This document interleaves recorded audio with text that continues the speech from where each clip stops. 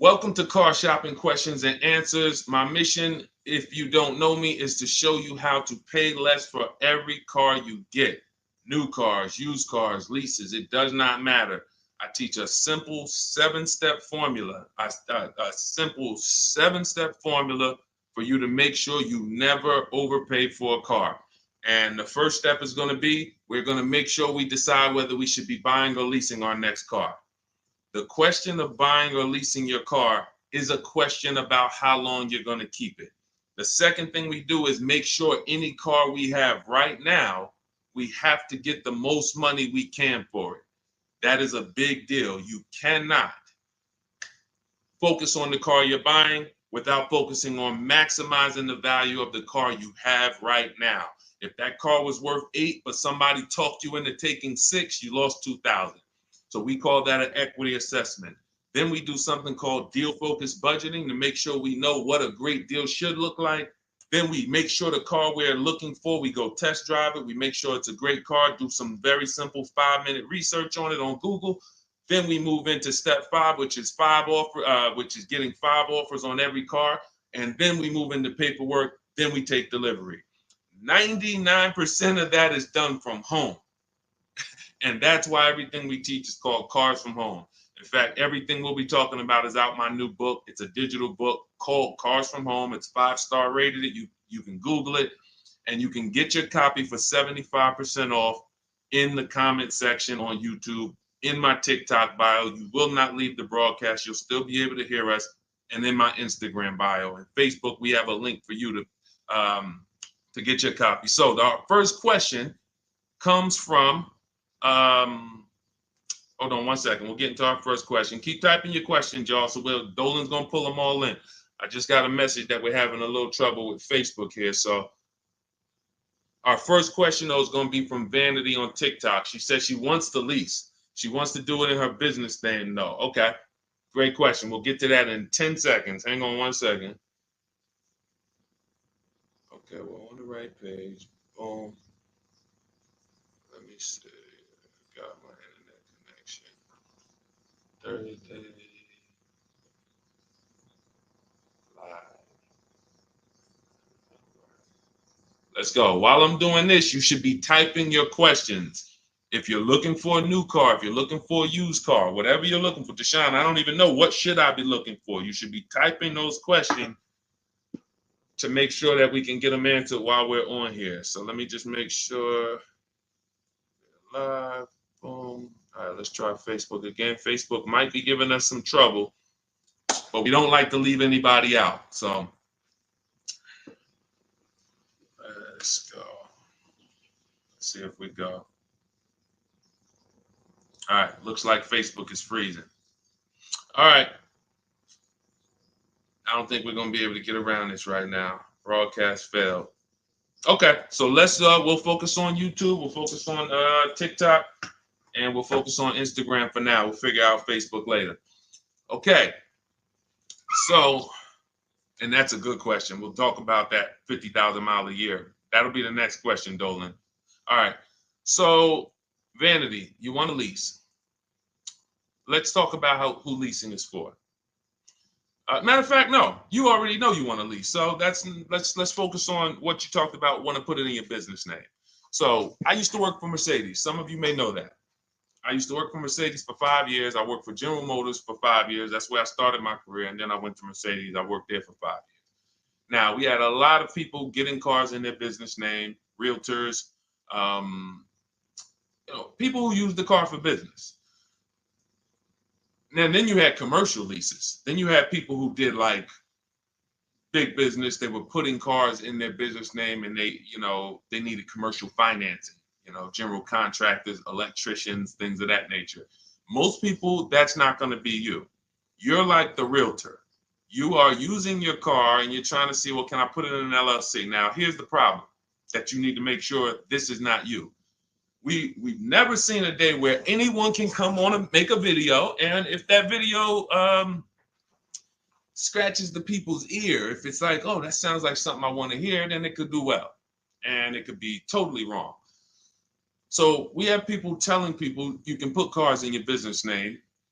but the car is not going to be used for business. And here's the problem. When the IRS comes to audit you, they're not going to be around. So what you need to make sure of is if you are putting your car in your business name, you're actually using it for business. If you go and you get a couple hundred or a couple $1,000s a year in write-offs because the car is in your business name, and then you're audited and they ask you, well, what do you do with the car? And you tell them, well, I deliver cakes to my customers. I have a home business, but I deliver. Okay, great. Okay, that passes the test. Talk to your accountant. Talk to your accountant about this because I'm not an accountant. But if you are a teacher and you're buying a car in your business name and you have this LLC that you haven't really kind of decided what your business plan is, but yet you're writing off mileage or writing off payments or maintenance on your car, you have nothing to prove when they come and audit you. And you're not going to be able to say, well, I saw people. So it's just going to be a bad look. It's going to be very bad for you. So let's prevent that by just making sure that if you're going to buy a car in your business name, you'll be using it for business. That's very simple. And if that's the case, then everything's easy. I didn't even know people were going to put the car in their business name until the deal was done. Most times, like, the realtors, the thing, people would just be like, okay, I'm going to put it in my LLC. Perfect. So what would happen is instead of a normal credit application, you do a business credit application and you be the personal guarantor. Now, some people may tell you, again, there's tons of videos out there. Oh, you can put a car in your business name. You don't have to guarantee it. I don't teach that stuff. I've dealt with people who had fleets of vehicles that could not get a car in their business name without personally guaranteeing it. They had 10, 15 cars. Now, after you get, they might have not known because there's people you don't need that much, but it's not just easy to do. Maybe there's one bank that does, but again, I don't teach that. So if somebody said to you, you can put your car in a business name, no problem, no signing, no personal liability, then I always say go learn from that person how to do that. What bank does it? What car can I buy to do that? But the majority of people you're going to see are putting cars in their business name because they're using it for their job or they have a company, and that's it. Buy your car, learn to get your car to pay the best price for it, and then when they ask, whose name are you putting it in? You're putting it in your LLC's name. Super simple. It's not a hard thing to do. It's really based on your credit, but let me tell you something very important. I learned this the hard way. When I worked for Mercedes-Benz, I had a guy who came in, he bought an S550 from me. And he said, putting in his business name, all good. Now we get to the point where he calls me maybe a couple weeks after, and he says, hey, did the finance manager put the car in my business name? I said, yeah, absolutely. He said, it's still showing on my personal credit. I said, really? Because the whole point of putting the car in the business name is if you have two cars in the business name, the income from the business should be making sure that those $1,000 in car payments don't come off your debt to income. Don't come from your when you go and apply for new credit. If they see, wait, you got all these car payments, we're not giving you any more credit. That's the purpose, is they should not show because they're under the business. But there are certain banks, and in 2019, Mercedes-Benz Financial was one of them, who even if you put the car in your business name, they're showing it on your credit report. And again, that wasn't a happy day for me, but the finance manager didn't know either. So it wasn't even like, it was like, so I've been telling everybody since then, if your goal is to put your car in your business name so it doesn't show on your personal credit, make sure you talk to a finance manager that works in that brand and you make sure that it is not going to show, because sometimes it does. Great question. Go ahead, Dolan. I see we got a lot more questions coming in, so let's keep it moving. What's going on, Alex Rios? Good to see you, bro. Yeah, good to see you. Vicky, good to see you, Anthony Lewis. This is from TikTok. What's the best way to buy a Tesla? So you can't negotiate a price on a new Tesla. It's one price. You're going to order the vehicle. You don't have to worry about overpaying for the vehicle. Here's what you do need to concern yourself with. How are you going to acquire it? Are you paying cash? If you're paying cash, then there's no negotiation. You go, you drop your check, no problem. If you're leasing it, you need to make sure that you're not overpaying for the lease. We have something we could see. All right, let's get into the meat and potatoes of paying less than everyone and making sure we don't actually overpay for anything. We have something, the 1% lease rule has been around forever. That means if I'm looking at a $40,000 car, when I shop, if I get a payment under $400 with no money out of pocket, it's a steal. In my book, I call that the steal. We have 3 different types of lease outcomes. The steal is 1% or less. The deal is between 1% and 1.5. Time to chill is over 1.5. So, because I saw these people signing terrible lease deals. If you look at your payment, divide it into the MSRP, take your down payment out of it. You got to put your down payment back into, you got to do some math to say, all right, what would it have been if I didn't put that 3,000 down, that 5,000 down, and you just do like a sign and drive? If you divide that payment into the MSRP and it's over 1.5%, there's no value there for 12,000 miles per year. We adjusted. We got 15,000. Jen just got it. She just got her 18,000 mile a year lease because we do high mileage leases. That as long as we still have a great deal, there's nothing wrong with, oh, I shopped my best offer. It was 1.1 or it was 1.2 or it was 1, and then I adjusted the mileage, and now it, it's higher, but still it's a deal because you have to have a deal before you adjust your mileage. But if you do that and your payment's over 1.5%, there's no value in leasing that vehicle. You're paying too much money for a vehicle you're giving back. Say, what's up, Parth Patel? Good to see you. Same thing with 4-year leases. Add up all the payments. You'll see. I had to create these boundaries because people didn't know they're overpaying. People didn't know why. It's too much money for a vehicle you're not going to own. Leasing is a value play. It's okay, if I'm going to spend $400 a month, what's the most vehicle I can drive for $400 a month?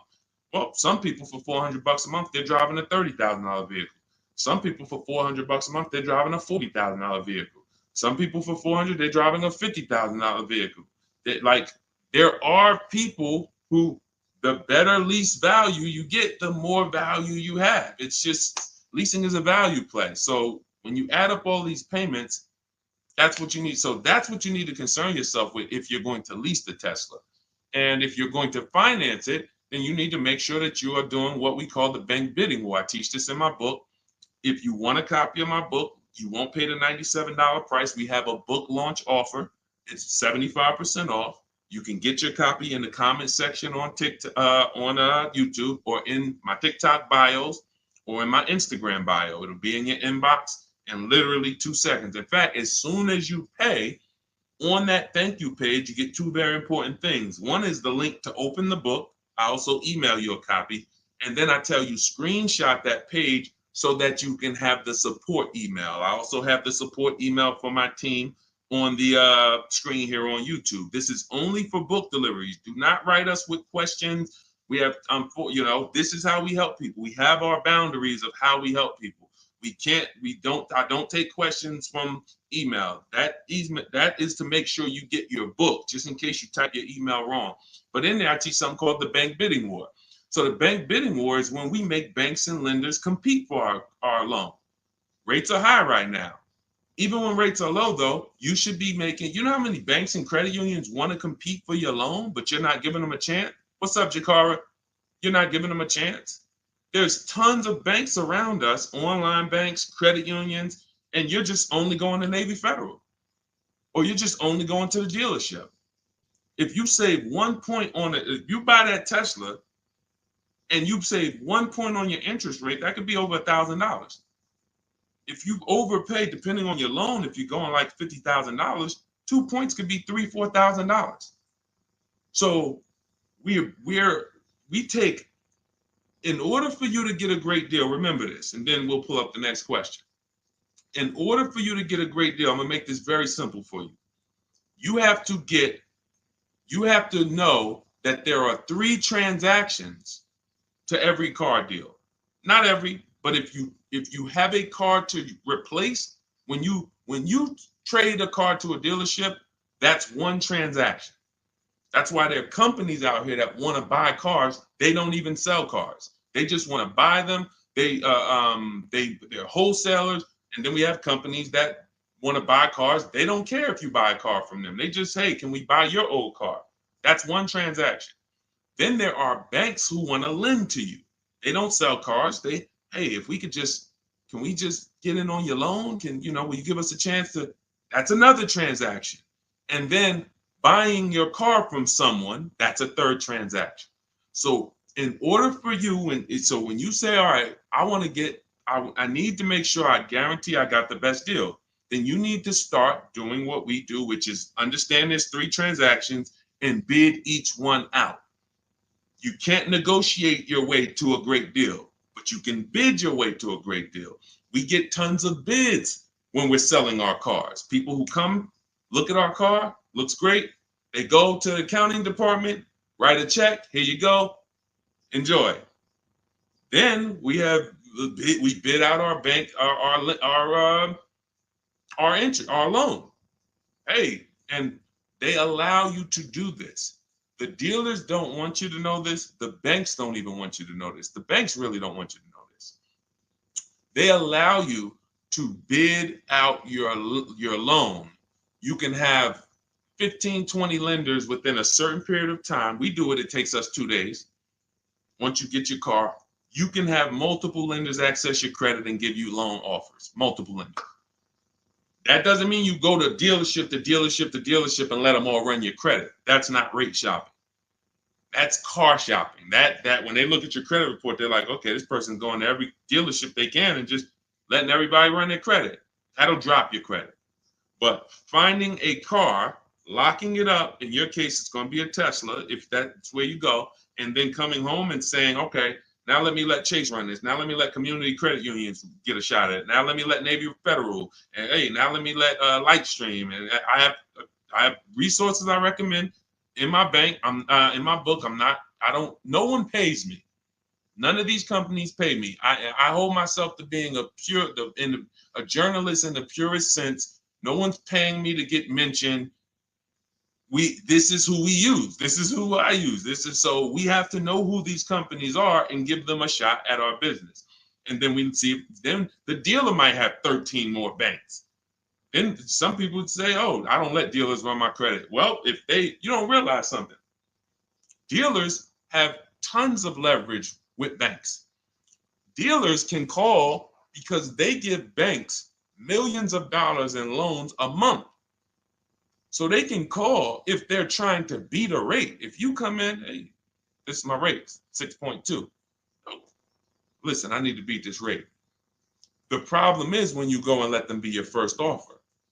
So when you get your Tesla, if that's what you decide to do, you need to make sure if you have an old car, you're bidding that out. CarMax, Driveway, Carvana, Kelly's Blue Book Instant Cash Offer, AutoNation, and Car Gurus, 6 offers in 20 minutes. Competing offers. CarMax, I'm going to say that again. Listen, everybody who's been on the stream, again, if this is your first time here, type the number 1.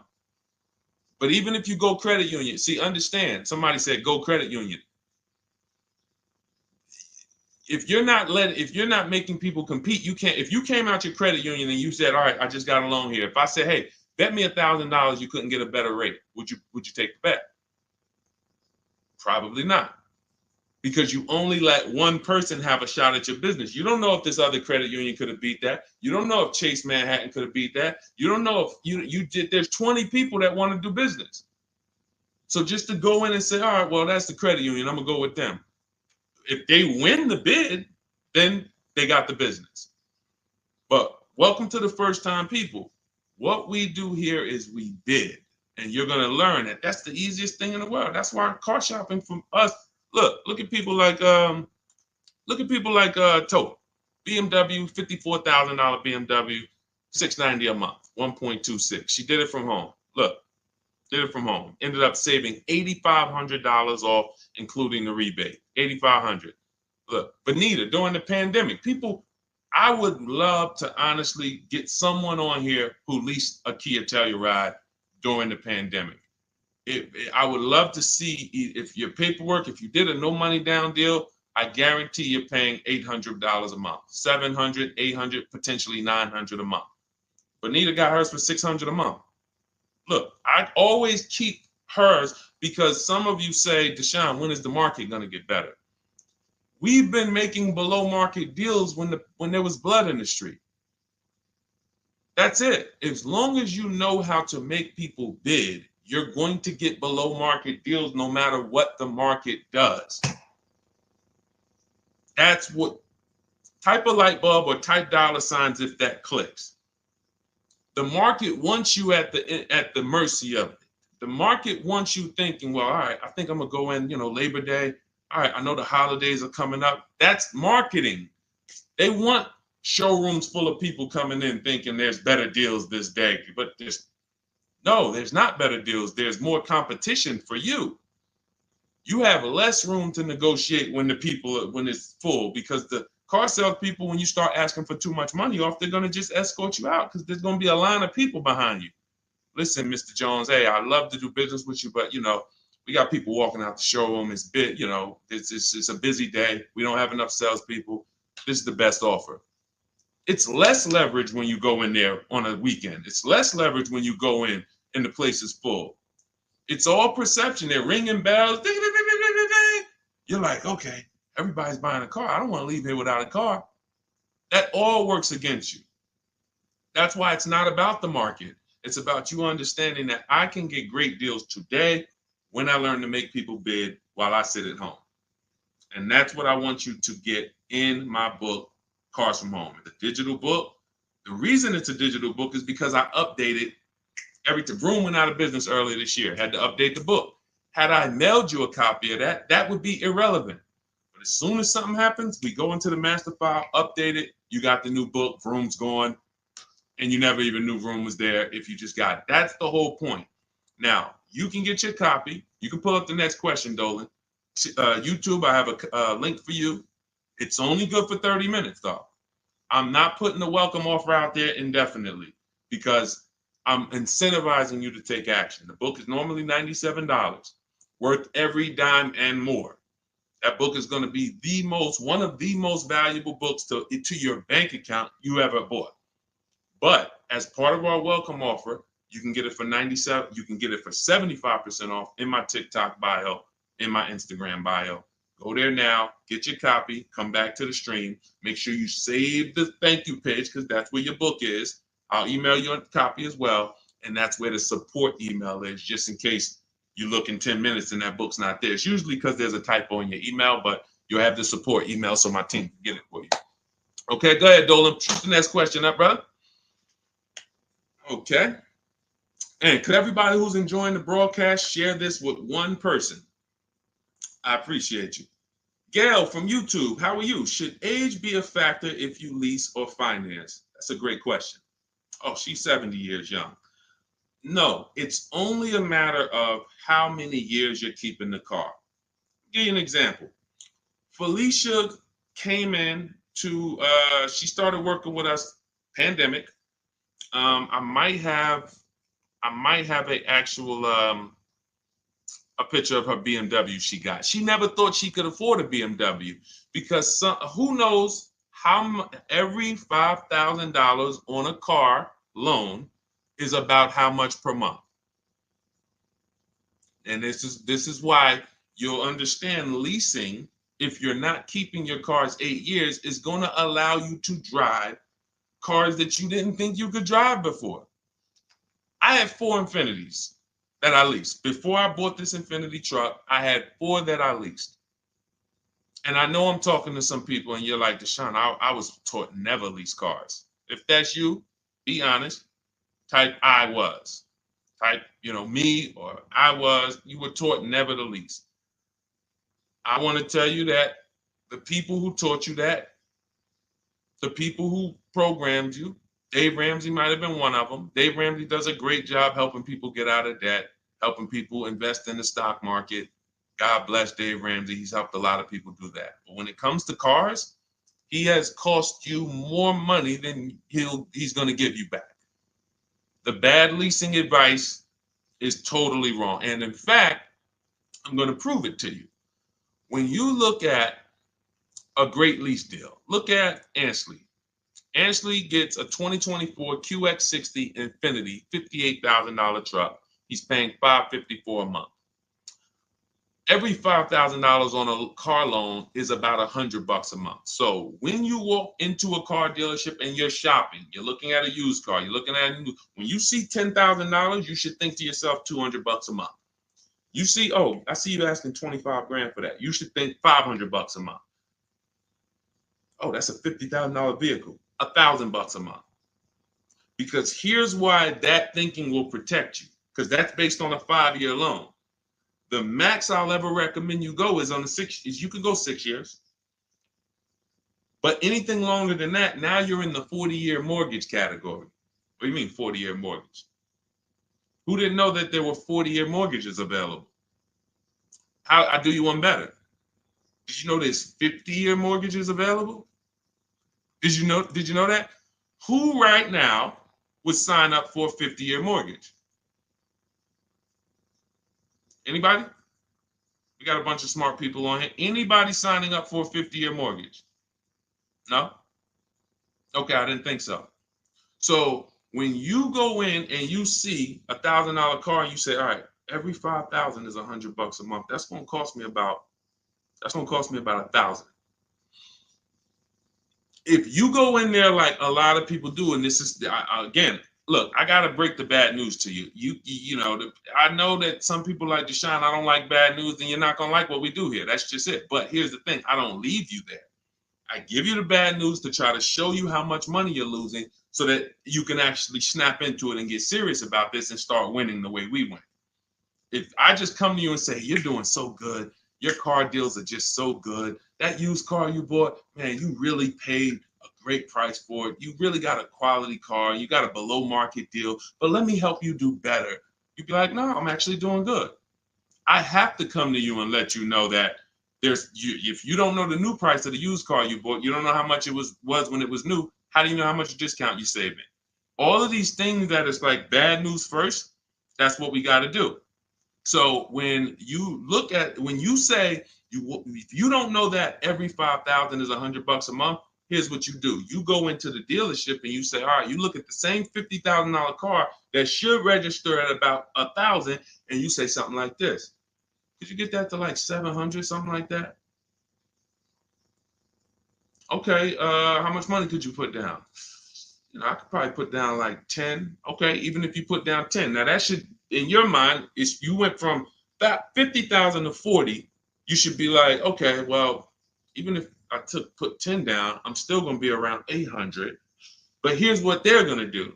They're going to put you into a loan that's so long, you're not going to even realize it. And I've had people come to me with cars and they're like, D, man, I think I'm ready to switch this car, man, but the dealer telling me I can't get out of it. I said, all right, how much you paying? All right, payment's not too bad. All right, you know how many years, how long is the loan? Oh man, I ain't even asked. Okay. You already telling me where we're going. This is gonna be bad. Man, you in a 96-month loan.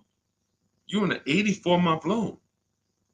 That's what not having these things in mind becomes. So going back to Ashley here, if he walked in to get that same 2024 Infinity that he just leased for $554 a month with, look, first month's down, first month payment, he gave him $554, drove off in an almost $60,000 car. That would be $1,200 a month almost. $1,200 a month. I told you, 4 leases I had. Just Infinities. I had a G62 and then I had a Jeep Grand Cherokee as well. But 4 Infinity leases, these were $40,000 cars I was driving for under $400 a month. Cars that would normally cost, cars that people are out here paying $700, $800, $900 a month for. Because they believe the never lease a car lie. They believe, oh, leasing is renting. Okay, well, I'll be renting for 3 years and then I'm gonna go and switch it up, do something else, keep all this money in my household. You go ahead and do that. Oh man, the car broke down. Man, yeah, man, it's 5 years old. Now, oh, you don't have a warranty? Nah, the warranty just expired. All right, man, listen. You go ahead and do that. That's why I say to people who you believe they owe you money. Just learning about deal structure, you'll be like, that's why I tell you, you can't get a great deal if you should have leased what you bought. So, Gail, to answer your question, no, has nothing to do with age, has everything to do with you asking the first question in my book, the most important question, which is, how many years am I going to keep this next car? That's the question you ask yourself. If y'all are enjoying what you're seeing on TikTok, could y'all keep tapping the screen, run those likes up? Can we get those likes over 1,000, 2,000? Let's just run the likes up if you're enjoying what you're hearing. That's the issue. You always ask yourself, this is the question you ask yourself, all of you who are car shopping right now, how many years am I keeping the next vehicle? And if it's 8 or more, then you're going to shop for a below market purchase, new or used, depending on your budget. If it's less than 8, if you're like, I'm honest, man, I don't think I'm going to keep this thing 8 years. You should be shopping for a below market lease, and it's not even close. It's not even close. All right? Doesn't have anything to do with your age, Gail. Go ahead, Dolan, shoot the next one up. All right. Great questions today. Keep typing your questions, y'all. We'll get to as many as we can before the stream ends. All right. This one's from YouTube. I drive up to 50,000 miles a year for gig work. I would like to lease. Here's the problem. High mileage leases are a thing. So we get a chance to dispel a myth right now, which is, oh, that leasing, they limit you on mileage. You choose your mileage. Most vehicles will write you a lease contract up to 30,000 miles per year. And I learned this when I was a manager at Hyundai for 6 weeks. It was a rough dealership. It was on the highway. People were fighting in the back, drugs in the back. It was rough. So 6 weeks I was there, and then I was like, all right, this ain't for me. But in that time, I learned something that I had never learned before, being with GM and with Mercedes. Person comes in, they drop off their lease, and they're like, I go in, we got to get the mileage off the car. And I see it's like 72,000 miles on the car. And I said, wait a minute, hold on. You lease this? He said, yeah, I always lease, because every time I used to buy my cars, I come back 3 years, 4 years, I always had tons of negative equity. I had to write a big check or roll that over, which I know because this is what I was doing with my clients. Every single car, hey, you got like $8,000 negative equity. You got to roll that over. But once I saw how he was doing it, I said, wait, hold on. I looked at his contract. He was only paying like $175 more a month than the normal lease rate. Literally $175 more per month. He gets 25,000 miles a year. And I'm like, this is great. Because $175 per month more times 3 years is much less than if he brought that car back and had to write a $12,000 had $12,000 in negative equity, which a lot of you high mileage drivers continue to have. You have the worst negative equity more than anyone. Normal drivers who buy, but they should be leasing, they're going to have $5,000-10,000 in negative equity. High mileage drivers, you guys could have 10 to 15, 18,000 because you're depreciating the value of your cars. Your car's value is like this, but your loan is just moving very slow. So that's when I started telling people about high mileage leases. Now, I haven't, in your particular case, what I would probably recommend, I have 2 high mileage strategies in my book for short-term people. One is a high mileage lease. One is something I call two cars, one payment. 2 cars, one payment is I'm going to buy my first car, or you may own a car now, and you're going to pay that car off. So let's say I'm you and I'm putting 50,000 miles on the car. You should be, quite honestly, paying these cars off sooner than later. You shouldn't be taking 5- and 6-year loans like everyone else, because I would assume with you putting 50,000 miles a year on a vehicle, that vehicle is making you money. So what you're doing when you take a long loan is you're just pushing your losses to the back. Instead of taking a shorter loan, like a 3-year loan, max 4, and then saying, okay, I'm going to drive 50,000 miles per year, 200,000 miles, I'm coming in, I'm going to turn this vehicle, and I'm going to have it paid off, though. What you're doing is say, all right, I want a lower payment. Instead of a 4-year payment for, $650, $700, I'm going to take a 6-year payment for $400. So what you're doing, you think you're winning, but you're actually losing, because it's like that extra $250, $300 a month you're making is actually not profit. You're just you're pushing your losses to the back, because when you come back in 4 years and that vehicle has 200,000 miles on it, it's going to be worthless, but your loan is going to be like 17 grand still. You're going to owe so much more money, and you're like, wow, what do I do with this now? You have to roll it over. So the solution would be to take a shorter loan, take a shorter loan, and then turn the cars when you're ready to. They're paid off though. So it's a couple years old, it might be worth 5 grand, 7 grand. So now instead of you actually having negative equity, taking losses in the back end, pushing that loss to your next vehicle because you're rolling it over, you actually have an asset now, 5 grand, 6 grand, 8, that you can use towards your next car. But it's all about knowing I'm going to take less profit per month. I'm not going to take the most profit per month and think that I'm going to be able to do this. So now, if you say, if the 2 cars, 1 payment strategy is, you would actually pay off 1 car and then you lease a nice car. So you maybe lease, once my first car is paid off, it has 2, and that first car needs to be something that is known for going 300,000 miles. Literally, very, very important. That first car, you need to, it's Honda, Toyota, something that you can look at the records and say, yeah, these cars go 300,000. Because once you actually get that 300,000 on that car, you still may want to keep it because it's highway mileage. It's highway mileage. So I'm gonna have my car that I put my mileage on. I'll put maybe 25,000 on that Honda a year, or even 30,000, and then I'll have my lease that I lease for like 15,000 miles a year, or 20,000 miles a year. And then I got my nice car. I switch every 3 years, and I got my lease car. I got my mileage car to balance it out. That's 2 cars. You're always gonna have 1 payment. So that's really 2 strategies for you to consider: buying a car, taking out a short loan, switching the car every 4 years or so, and not leasing. Just literally run the miles up, make your money on it, come back, do it again. But do not buy these cars and put 5 and 6 and 7 year loans on them at all. That's what most people are doing, by the way. All right. Go ahead, Dolan. Great question. Great question. I love this stuff, man. I love this stuff.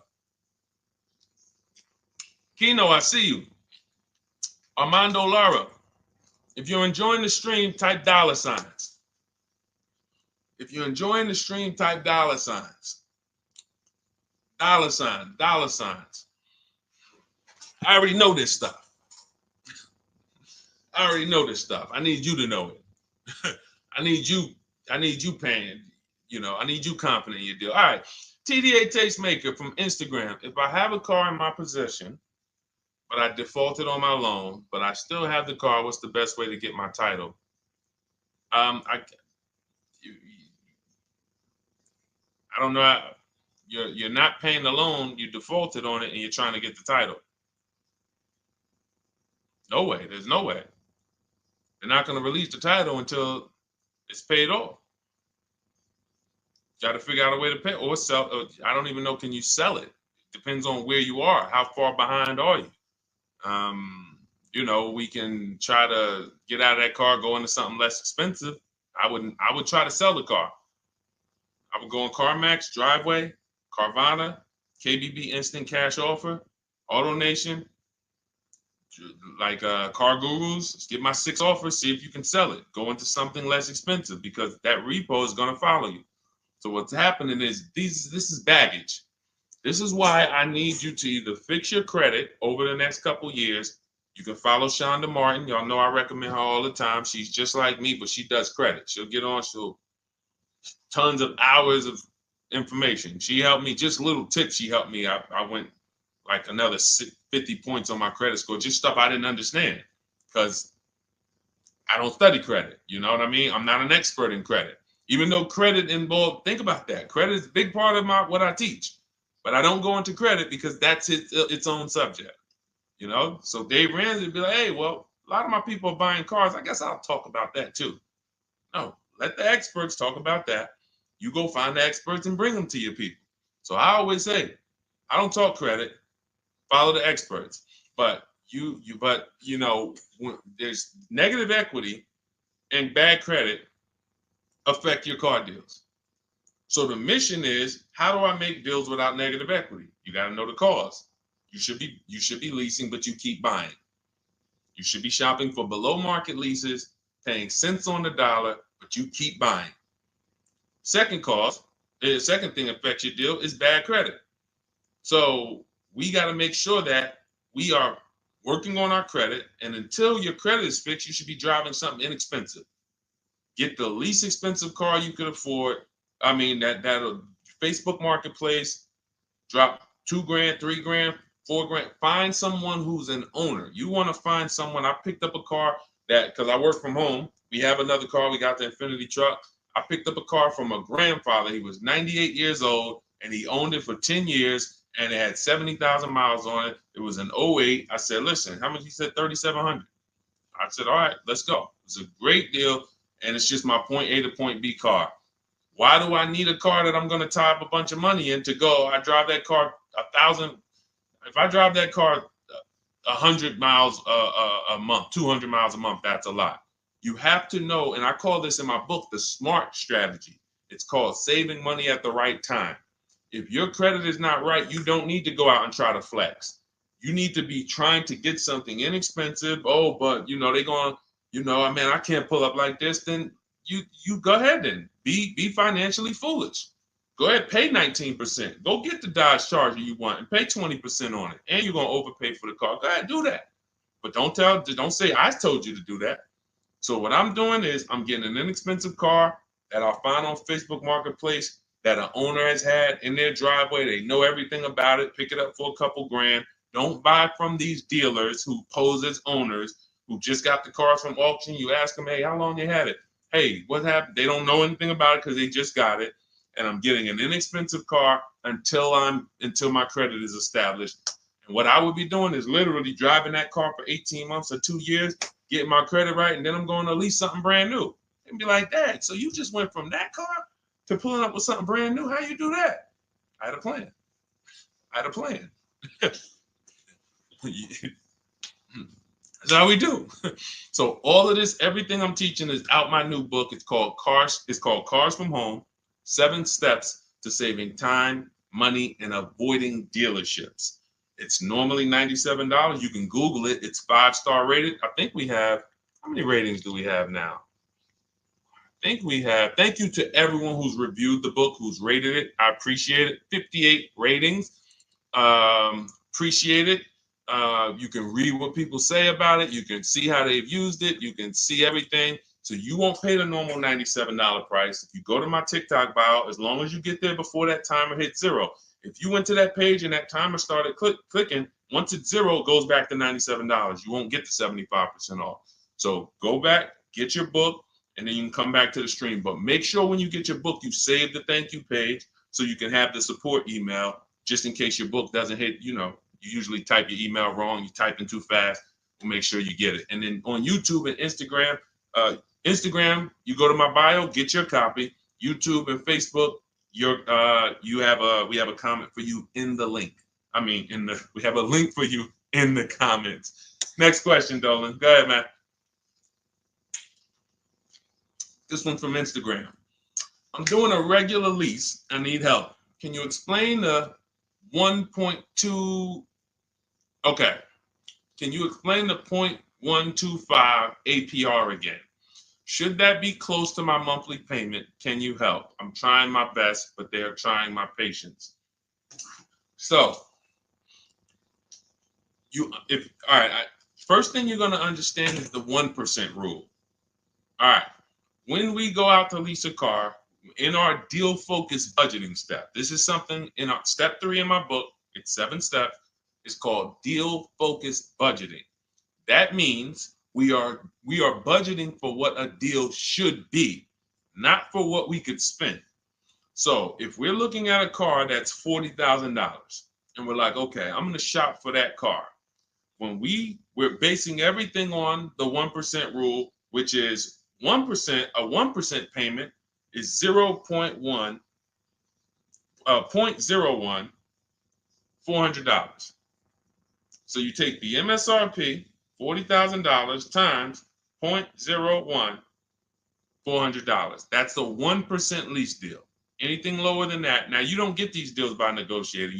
We get multiple offers. Some people are like, Deshone, I can't get no deals like that. Well, we got tons of them. If y'all want me to show them to y'all, we got tons of them. But anyway, that's a steal. That's not a deal. I call that a steal. Anything less than this, you stole a vehicle. Now, the 1.5% rule, which is 40,000 times 0.015, that's the max. That's the max. We're not going higher than that because once you add that up for 3 years, 36 months, 21,600, that's right around the cap of where we're gonna, because you got 40,000 plus taxes and everything like that. So call it around 43, 45. You want to pay no more than like 21.6 over 3 years. That's the cap.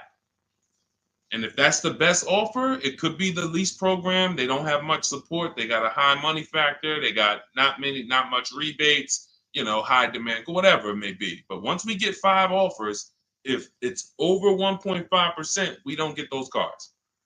So now what this person's asking about is that middle point, which is 0.0125. So we take the 40,000, we say 0.0125, that's going to be 500. So anywhere under 1.5 is a deal. Anywhere under 1.5 is a deal. The lower it is, the better it is, the more value it is. But the lower it is, how does it get lower? You're not negotiating it lower. You're getting once you see all your offers, if your offers, and again, I don't know your name because it's not on here, but if your offers aren't $175 to $200 a month difference, then you didn't shop right. When you're looking at those 5 offers, thank you. I see everybody sending gifts on TikTok. I appreciate it. I forgot. And can y'all double tap the screen? Just get those. Can we get to 1,000 likes on here? Can we get to 1,000 likes on here?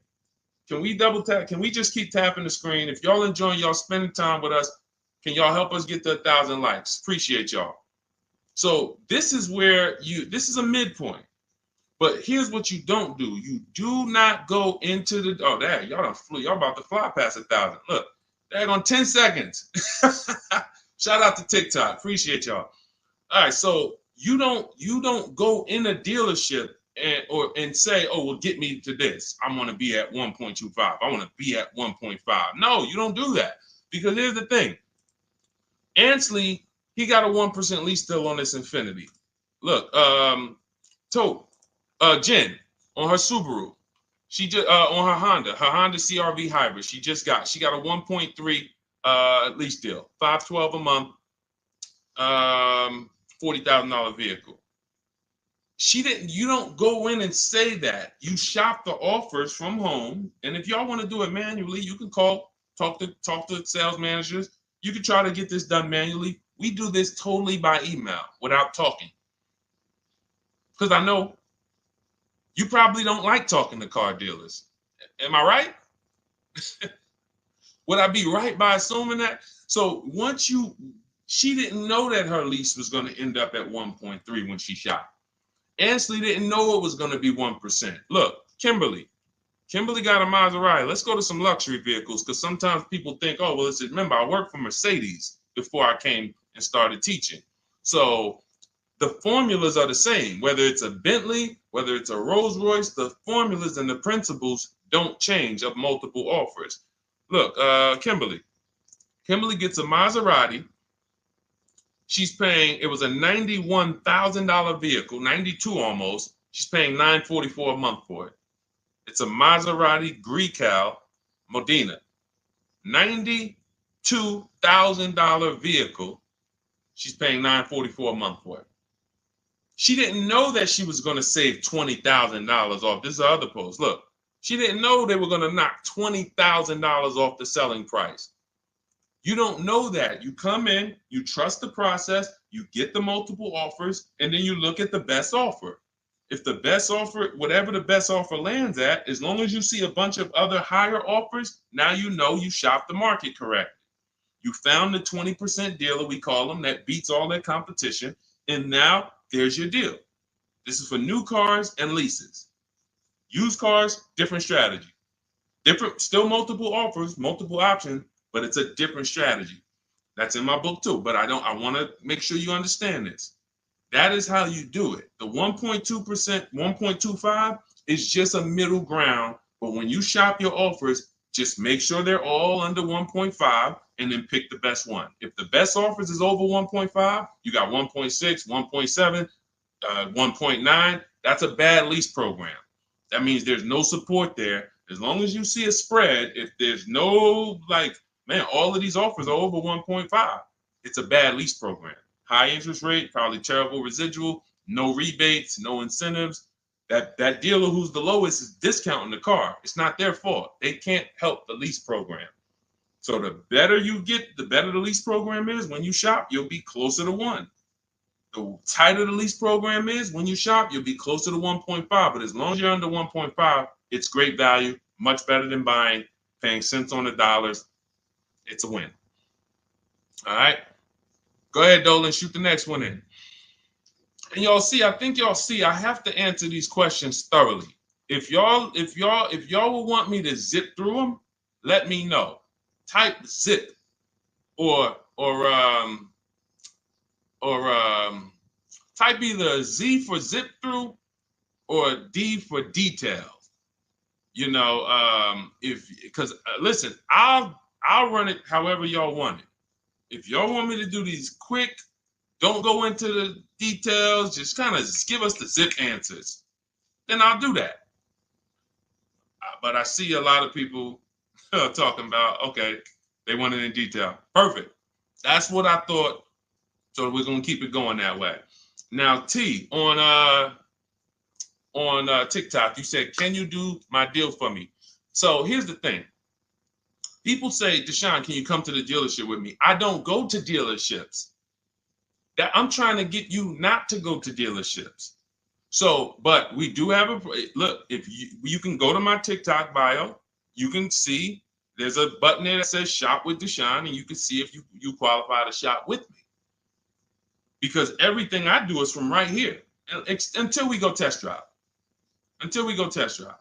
So, but if you want to learn how to do what I do right here, and you want to do it together, go see if we qualify to shop with each other. I don't shop with everybody though. I can't. So go there. That's a separate thing.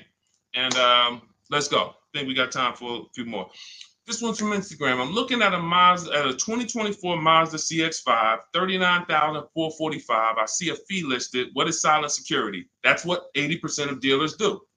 See, don't try to change 80% of dealers. They are going to actually charge you as much as they can. When you negotiate with them, they're going to say, "This is my best price." They're not lying to you. That's their best price. That's not their competition's best price. So when you're sitting at home, unfortunately, I think you could be from this mindset. Deshone, aren't all the Mazda dealer prices the same? There are people who think that. There are people who think like, okay, it's like the Apple Store. Like Apple Store next to me, Apple Store in Santa Clara, California, Apple Store in here, it's gonna be, these are all the same price. I'm gonna just deal with who's closer. It's like McDonald's, right? Same price here, let's go to the closest McDonald's. Nope, it's totally different. These are competitors. These are competitors, individually owned franchises. They compete against each other and they try to beat each other, which is why when you get to a dealership, what don't they want you doing? I want to give y'all some time to type this in. What don't they want you doing? Once you sit down in that seat, if they can get you to sit down in that seat, which we don't do. We never talk numbers in a dealership. We're there to test drive. What don't they want you doing when you're in a dealership? Y'all don't need to hear this from me. You've experienced it. They don't want you leaving. Thank you, Smokey. Thank you, Smokey. Newberg, yes. They don't want you to leave. Luis Soto, I see you on Facebook. Don't leave. Look, you had, so now, see, as we pull back the curtain, there's new brain cells that are being developed now, things that you weren't aware of. Now you'll see why. That's why. Because the last thing they want you to do is shop their competition. Their last thing is, hey, what can we do? Just tell me what we can do. That's why they're just gonna sit there. Hey, come on, tell me what's gonna make you happy. Well, what's gonna make me happy is you give me time, let me go home and actually, shop around a little bit. But is there a number? Is there a number that I could offer you where you wouldn't even shop? These are all trained questions to keep you there. I call them the showroom shackles. It's like as soon as you sit down, like a little, boom, little handcuff comes out. You can't go too far. So this is what you want to avoid like the plague. We do not talk numbers in dealerships. We don't talk to salespeople unless we're there for a test drive. These are things that everybody who I'm sharing with you, from Greg to Danielle with her Audi lease, Eddie on his pre-owned, on his Toyota, got a brand new Toyota last year, still during the pandemic. It was still, look, he said, I shopped around. I was able to get everything I wanted, plus more, $2,086 under MSRP in a 1 week window. 1 week. So this doesn't take a lot of time. Some of you like, Deshone, well, I only got a couple days. Could I make a deal in a couple days? Look, not even Eddie. I'll give you one better. Look at Ansley. Ansley's got his, Ansley, look, on his 2024 Infiniti, he said, look, I started the process Saturday. I accepted a deal Monday. I need you getting these deals in 90 minutes. 90 minutes. I have never gotten any car that I ever got spent more than 2 hours on the whole process. Never. From home. Now, I want you to spend more time than that shopping. Shopping is deciding what you want. Going test driving, going seeing cars, seeing options, looking at cars, deciding that. No rush on. We don't let anyone rush us on that. But when it comes time to get the below market deal, 90 minutes. We got the internet. Why should it take me more? We do everything we do. So look, 2 days, Ansley did it. This is what you have to do. Like, get out of that old process of being trapped in dealership and realize, Messing King, the dealership you're looking at is just one of many. The whole area around us is one big marketplace. If there's 25 Mazda dealerships around us, you're going to know. I'm talking to all of these people. They're fighting for my business in my email. They blowing my email up. They all want to sell me a car, and may the best dealer win. It's empowering. It's beautiful. So everything is in my digital book, Cars from Home, 7 Steps to Saving Time, Money, and Avoiding Dealerships. You can get your copy for 75% off as part of our welcome offer. How the heck did we go from 500 likes to 3,200 likes on TikTok? Shout out to y'all. We on 2 TikTok channels right now. But y'all done blew this one up. Appreciate y'all. In my TikTok bio is your copy of Cars from Home. You'll also get the bank bidding war blueprint for those of you who are financing, and teach you how to make banks and credit unions bid, and everything step by step. You won't pay the normal $97 price. You get there before that timer hits 0. You'll get it for $24, which is 75% off. Same thing in Instagram. Go to my Instagram bio now. Before the timer hits 0, you only got 30 minutes. Get your copy for $24 instead of $97. And on YouTube and Facebook, we have a link in the comment for you guys to get yours for 75% off. All right, Dolan, let's roll with I think we got time. Let's see how many. Go ahead, shoot the next one up. Looking at the clock. I have front bumper damage on my Ford EcoSport and 3,500 negative equity. What should I do? There's only 2 things you can do to get out of negative equity and into a new car. One of them, there's 3 things actually, but one of them doesn't get you a new car. Negative equity, I call the bad credit for people with good credit. It's the only time I see people will walk in the dealership with a 750 or 800 score, they leave with no car. Negative equity stalled the whole deal. So what you want to do is you get your bids, Young King, you get your bids from these companies, CarMax. This will take you 20 minutes. This is step 2 in my book, the equity assessment. We need to know what the real equity is, what the real negative equity is, and we don't do that based on an algorithm typing in 2,000 this, and then in 5 seconds This says, oh, your vehicle's worth this. Now go fight for it. No, we get offers. So you're going to go to CarMax, Driveway, Carvana, Kelly Blue Book, Instant Cash Offer, Car Gurus, and Auto Nation. You get those 6 offers. Now, the best thing for you to do is to close the gap and pay the difference. So whatever your highest offer is, if you have the money, I will pay the difference, because none of those higher offers are going to be as good as no dealer is going to be able to get close to your highest offer over there. Now, a thing for you is if all your offers are under 10 grand, you can list that car on Facebook Marketplace. I would sell it privately if the offers are around 10. Once you get to like a $12,000 car on Facebook Marketplace, you're really limiting your options because people need loans. So not too many people can come in and stroke a check for 10, 12 grand. So your buying pool is going to be limited. But I would go that route, because if they come in and they pay you $2,000 more privately, now you might only have to come up with $1,000 or $1,500 to close the gap. I would prefer you to do that, because then you get to do a clean deal. You get to go shop for a car, or when you're shopping for your car, once you get it, you're selling your old car to this buyer, and your deal is clean. You don't have to roll any baggage over. Now, if you can't pay the difference, you now have to bring baggage over. And unfortunately, you have to do what we have a curse word here. We don't say it much. I don't like to use it. It's a curse word. It starts with a T. Does anybody know the word that we use? Something we don't do. We don't do. But you're going to have to do it if you can't pay the difference between the negative. Thank you, Ivan. Trade. Thank you. I love my people. Man, listen, man. I love the people who locked in. You could tell the people who just like, man, Deshone, listen, I hear you, bro. My money's important to me. I can't be out here on a stream with you and not be getting what you're saying. Like, my money means something to me. Correct. Trade. We don't trade, because again, you're not going to get the most you can get for your item trading it. You get the most doing what I told you to do over the last 90 seconds, which is putting it on the market, multiple offers, competing, blah, blah, blah, blah, blah. So if you have to trade, then what would happen is you would have to shop for your vehicle, get your best offer, and then once you get your best offer, you would have the used car manager look at your car and say, okay, we're going to roll that over. So, you know, if your best offer over here would have resulted in $3,500 in negative equity, when you get your best deal here, they're going to now, it's probably going to be $5 grand in negative equity, because they can't pay those prices that Carvana and Driveway and Auto Nation, they can't compete with that.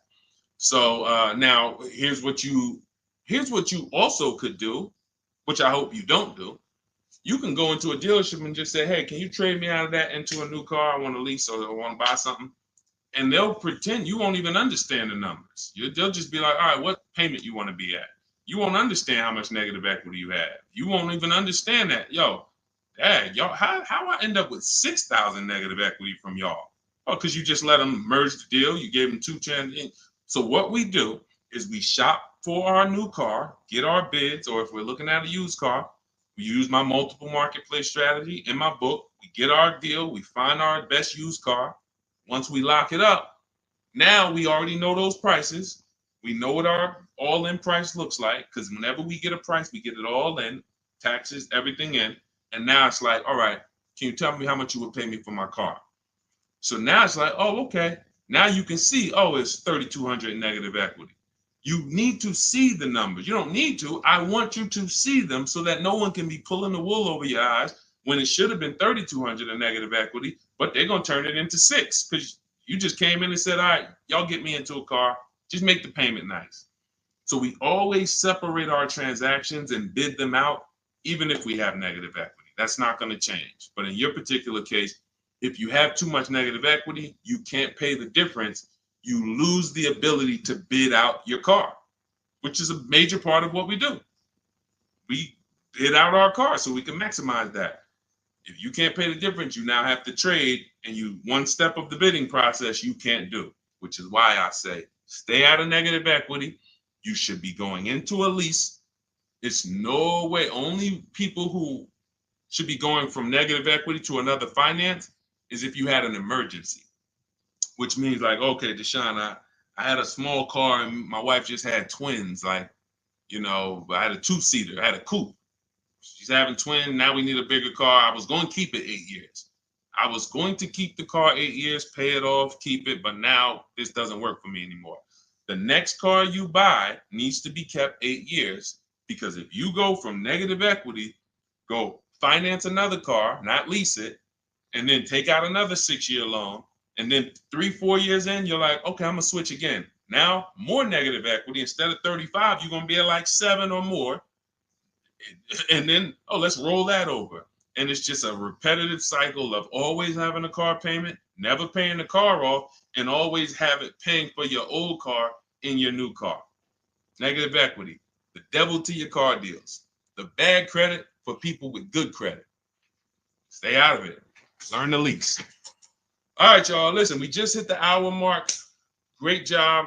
Thanks for everybody who tapped in. I hope you got a lot of value out of this. Again, some of you who are like, Deshone, I need the blueprint. I want everything you teach step by step. Walk me through each play. My book is called 7 Steps to Saving Time, Money, and Avoiding Dealerships. It's a digital book. It'll be in your inbox in literally 2 minutes. Go to my TikTok bio, use the 75% off link. Go there, you'll have it. But make sure as soon as you activate that link, Instagram too, you screenshot the thank you page. As soon as you pay, you get the thank you page has the book. You scroll down, it says click here to open your book. I also email you a copy, but I want you to have that support email just in case you type your email wrong or something and it's not there. You can get in touch with my support team so you can get your book immediately. YouTube, we have a link for you, as well as Facebook in the comments. Use the 75% off link. You won't pay the $97 price. But again, if you missed it, and that you was like, Deshone, I went there and that countdown is 0. It's back up to $97. It was a 30-minute offer, and I've been saying that for the last hour I've been on here. So it's still worth it at $97. There's no one who's going to get that book, use it, and be like, Deshone, that wasn't worth $97. You'll be like, Deshone, this is, I got a bunch of books on here. I'm going to end with this. I got a bunch of books on here. I'm going to be honest with y'all. I can't tell you if any of these books are actually saving me thousands of dollars. A couple. I got some good ones. Don't get me wrong. This will be a book, when you look at all the books you ever got, this will be top 3, guaranteed. Where you said, this book saved me more money than any other book that I own. Top 3. That's Cars from Home. And that's the standard we hold it to. It's already 5-star rated. And if you use it already, please go to Goodreads and add to the ratings. We'd love to see it. All right. I'll see y'all on the next stream. It's always a pleasure. God bless you. Keep winning. And make sure you send me your success stories by email. I want to see your car deals. All right. God bless.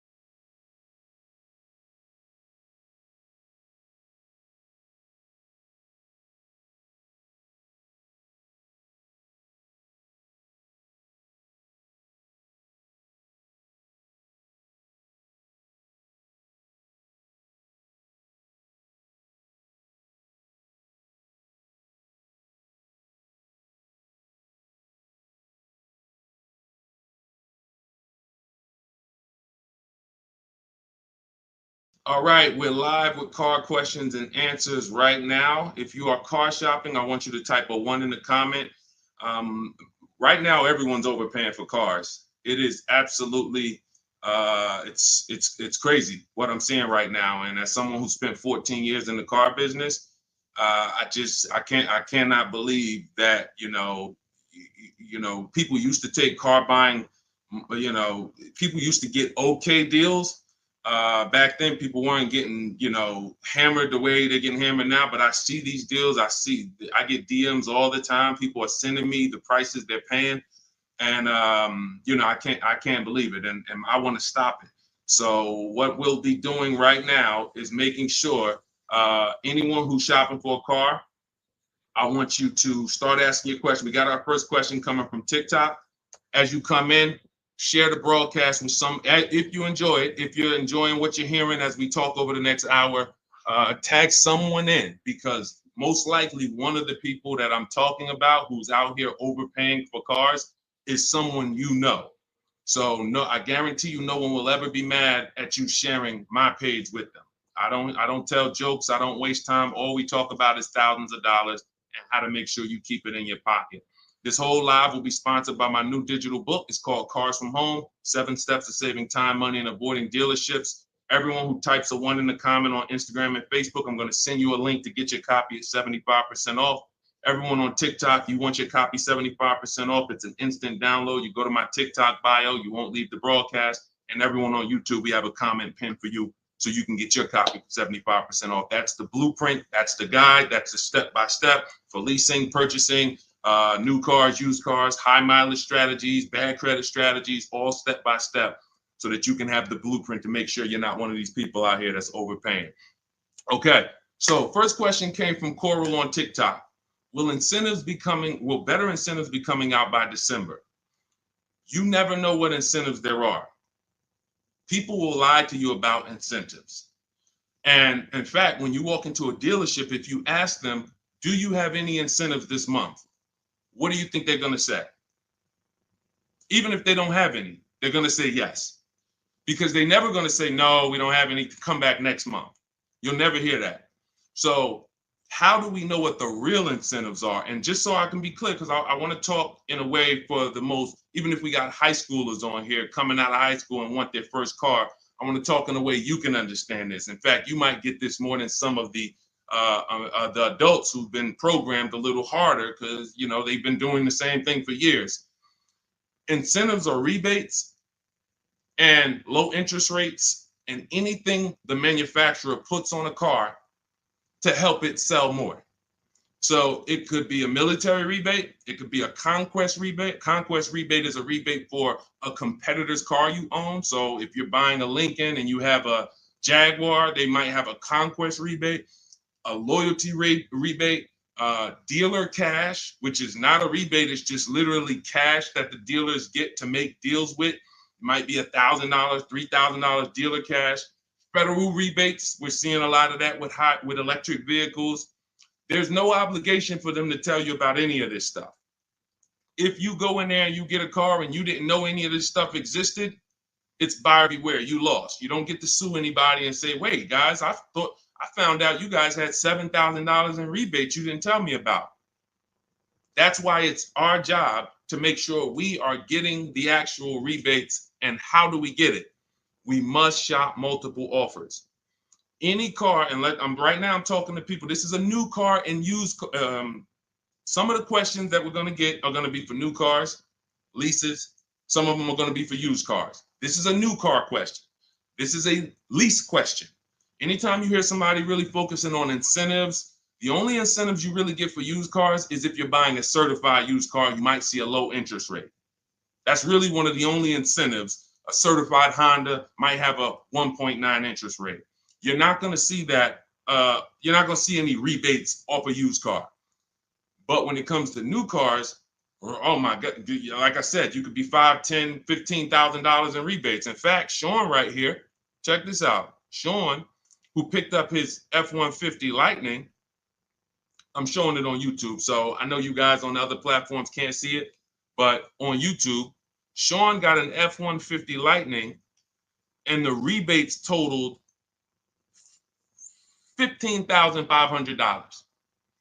When I worked for Mercedes, I sold a Maybach. It's actually called Maybach, but you know, most of you guys probably know it as Maybach. It had a $20,000 rebate on it. So if you come in there, somebody asked yesterday, we were live streaming, right? And the guy's like, how do I get them the invoice price? Invoice price, that's 2004 internet stuff.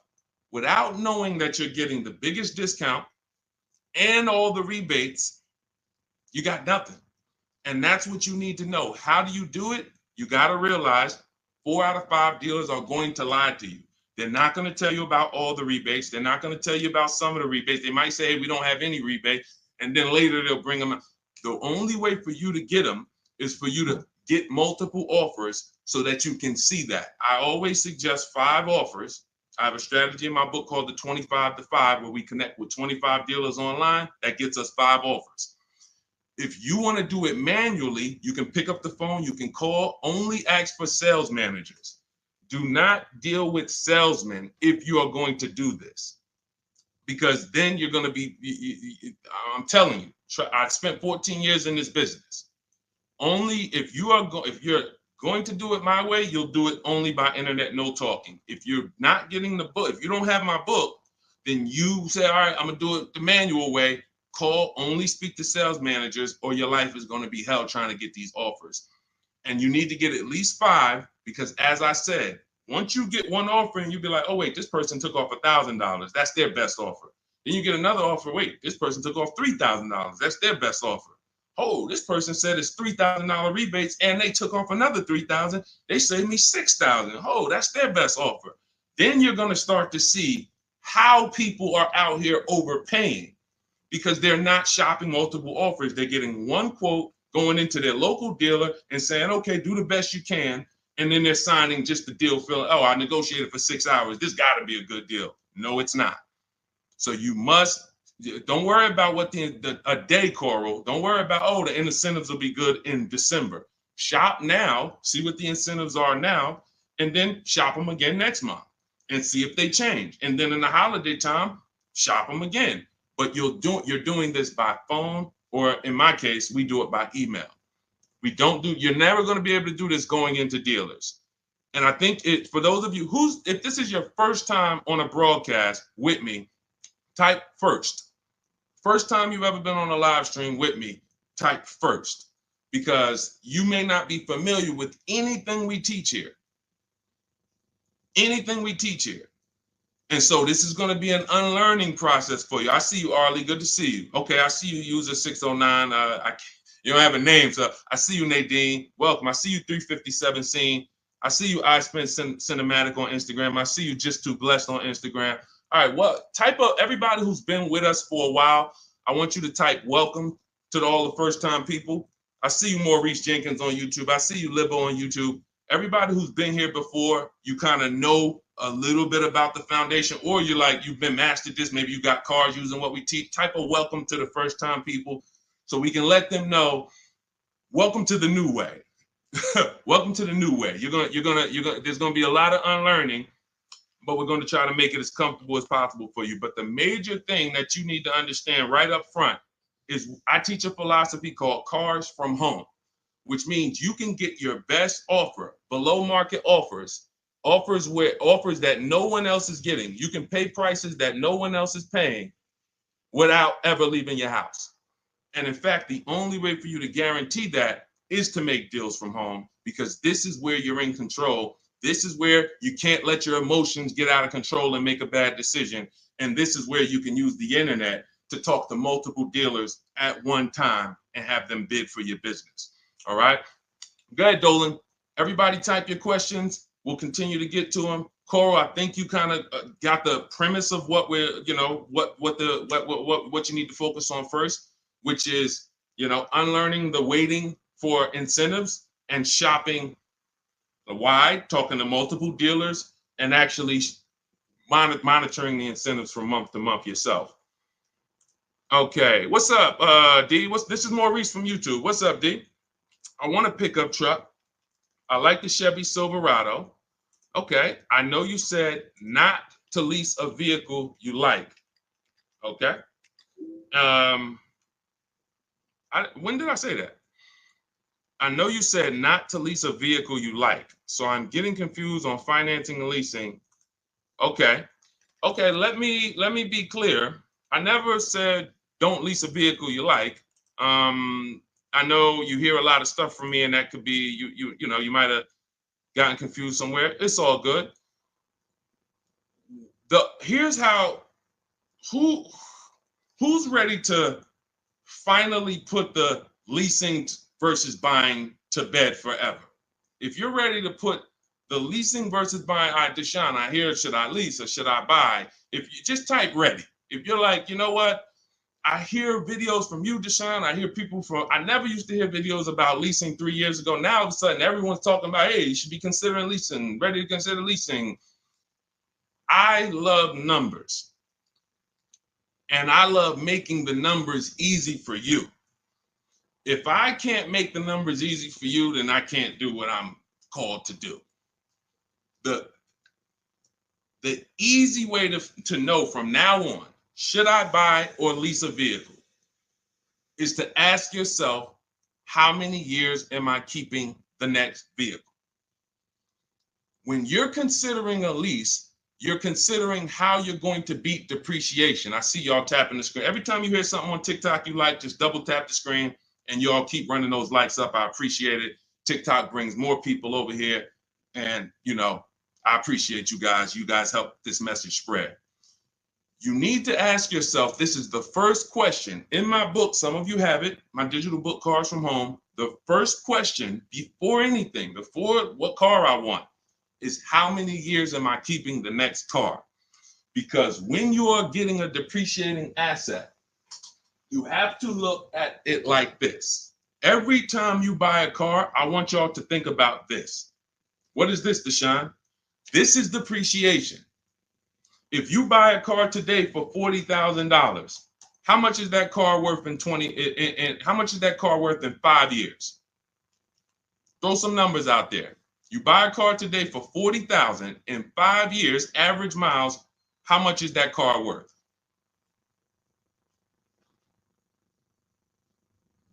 How much is that car worth?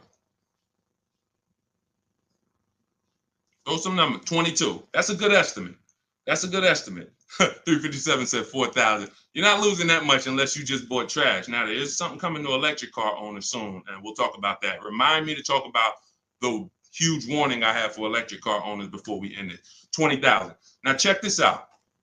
If you buy a car for 40 and it's worth 20, okay, that's good. That's half in 5 years. I think it's going to lose more than half in 5 years, quite honestly. But when you're getting your car, you're trying to ask yourself, how am I going to beat depreciation?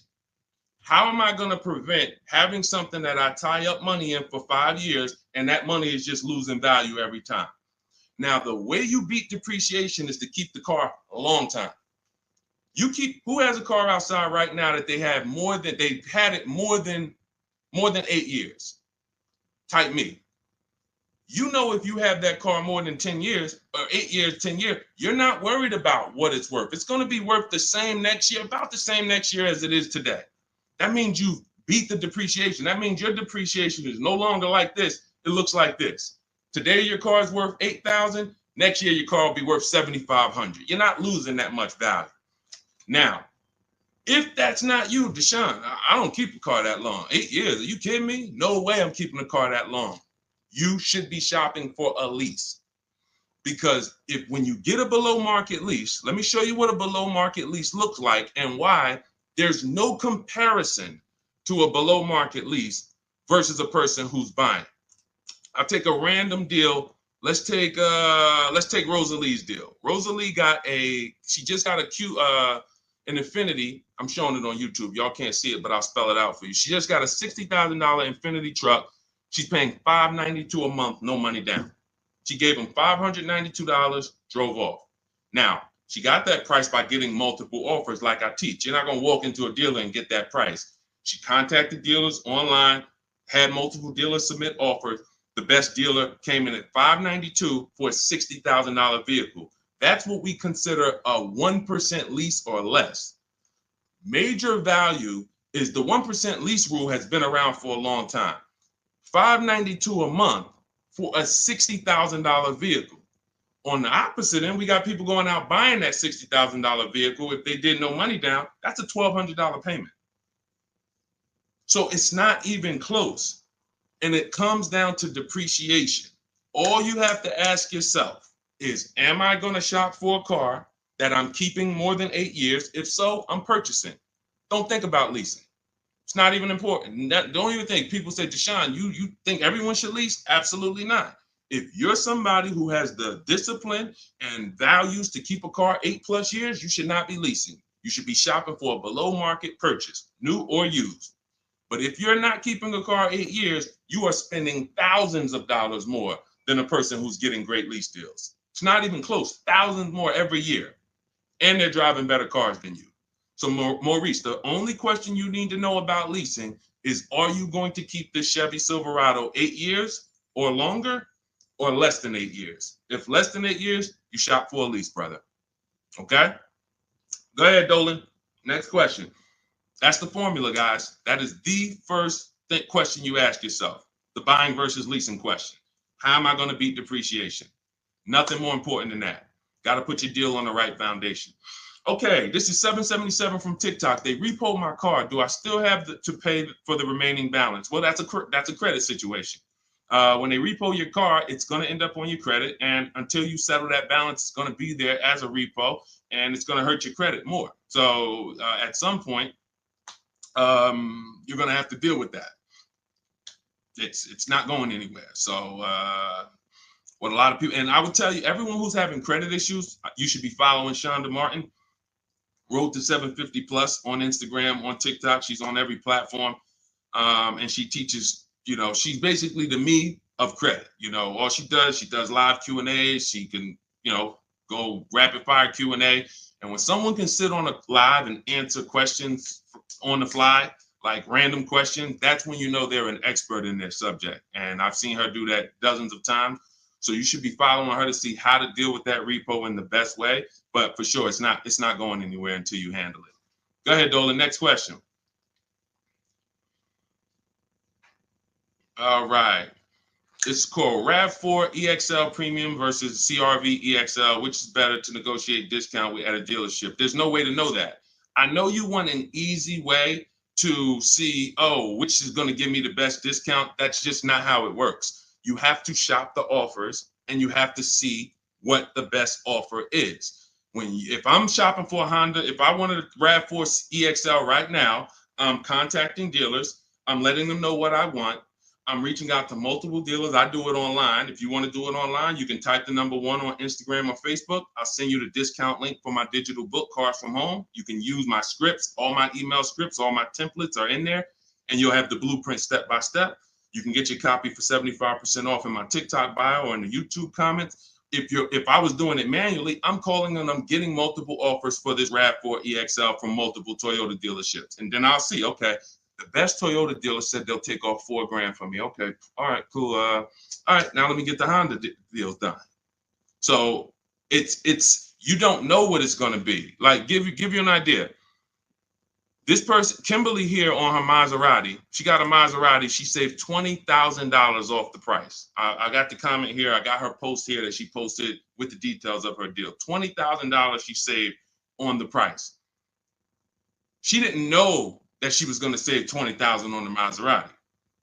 There's no way to know. You have to shop the offers, and this is why you can't feel for the bottom. You can't hope, I think we're at the bottom. I think this looks like it's good. No, you don't know that. You don't know how. You don't know. You just don't know. I know you're looking for an easy way to do it where you press a button, and it tells you this dealer here, this Honda dealer in Madison, New Jersey, is going to sell the Honda at the lowest price and give all the rebates. That'd be cool. It's not going to happen because no one dealer is going to always be the best anyway, or they'll be out of business. If you beat your competition every single time on every car, you're not making any money. You'll be out of business. So at the particular time you want to shop, the mission is to find the dealer who is going to sell you the car at the lowest price, because every one of them is different. So that's what I would do. And if you use my way, you do it quick. When you're using online tools, you can do it quick. Look, Ansley got a car. He said right here, he got his what did Ansley get? He got an Infinity truck. He got a 2024 QX. He said, I started the process Saturday. I accepted a deal Monday. Got the car delivered on Thursday. One weekend. Started the process connecting with dealers on Saturday. Had offers coming in, accepted an offer on Monday. He got a 1% lease deal, $554 a month on a $58,000 vehicle. You can do this on new cars. You can do this on used cars. You have the internet as at your disposal. You just don't know how to use it. And you have people you have two departments in car dealers. You have what I call the sales floor. That's who I used to work with, the sales floor. Then you have the internet sales department. The internet sales department is to try not to give you a price and to make people who are trying to shop online get frustrated so they eventually come in. That's the goal of the internet department.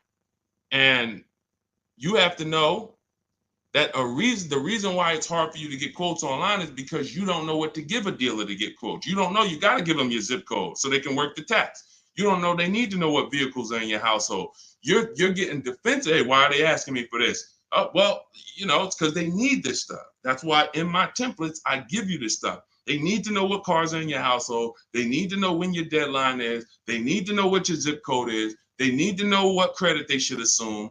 These are the things this is why, Deshone, I tried shopping online, but it was so hard. I know, because you don't know how to do it. And if you admit you don't know how to do it, then we can help. But without unlearning, without saying, you know what, I need to unlearn this stuff that I was taught, you're just going to keep repeating that. So that's why I'm bringing you this and showing you people who are just like you. You have to shop the offers. And once you do that and you learn how to do it in 90 minutes, you'll be like, oh, I can shop any offer I want. Any car I want, I can find out what the best offers are in 90 minutes. But we got to get you there. Go ahead, Dolan. Shoot the next one up, bro. Unique Devo on Instagram. Car payoff 1 year. Should I trade it? 2015 still running. Well, it sounds to me like you want a new car. Look, the cost of replacement is expensive. If you're considering replacing your car, I always say it's always cheaper to keep it. It's always cheaper to keep it. If you can put, do you have a local mechanic? You should. Everyone who has a car, especially an older car, you should have a local mechanic. Why? Because a local mechanic is going to save you 50% off of what a dealership is going to go through. There's some people who religiously go to dealerships every time something on their car goes wrong or breaks. They go to the dealership.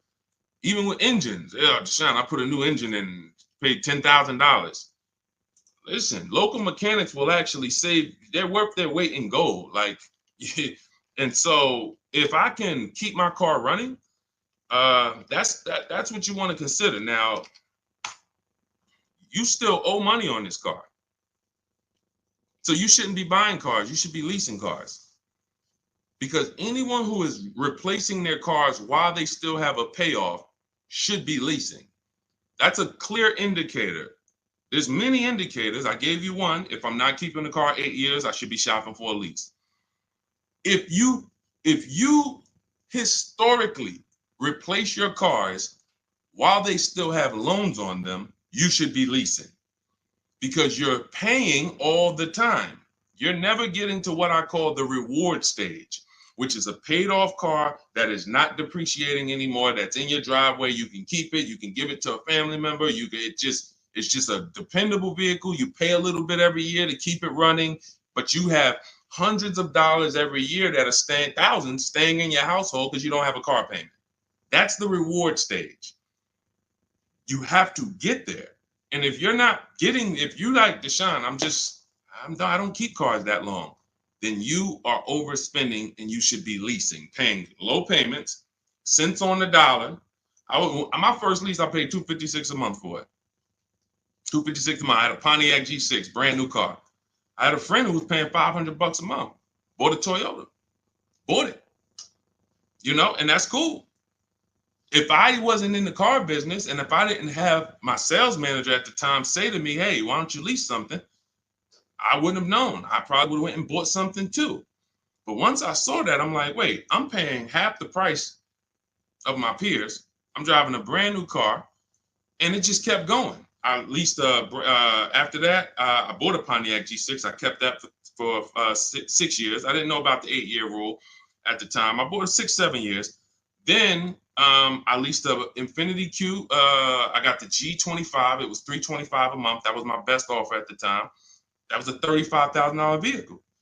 Then I got an Infiniti Q50 when they first came out. That was a $44,000 vehicle. I paid $345 a month.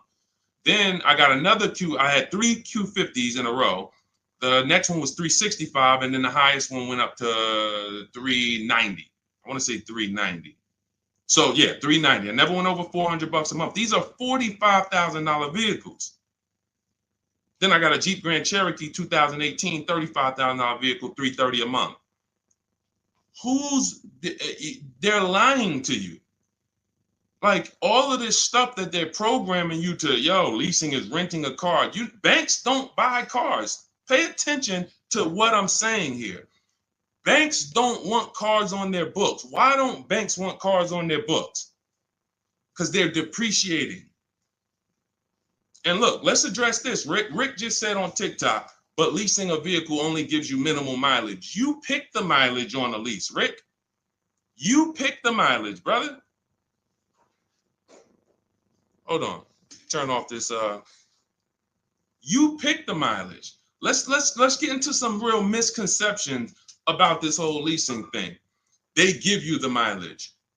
Anytime you've ever heard of somebody going over their mileage, if it wasn't a life change situation, like, I used to live close and then I now live far, it's because they wanted to save $20 a month. The payment for 10,000 miles a year was $380. The payment for 12,000 miles a year was $405. They said, you know what, give me the $380. And then get ridiculous. If I go over, I'll just buy the car. Horrible. Why would you buy a car that is not meant to be bought? When you look at the price to buy a lease out, it's not meant to be bought. They don't want you to buy it. They want you to give it back to them so that they can sell it as a pre-owned car. So they say, bring this car back in 3 years, have 30,000 miles on it. You can buy it. You go over by 10,000 miles and then you buy it for the same price. It's just horrible. But it goes back to the fact you didn't pick the right mileage. The difference from 12,000 to 15,000 miles a year is $25-30 a month. So when you're sitting there and saying, shoot, all right, give me the 12,000, knowing you drive 14,000 miles a year, you just ruined your lease experience. Don't blame the lease. Don't blame the lease.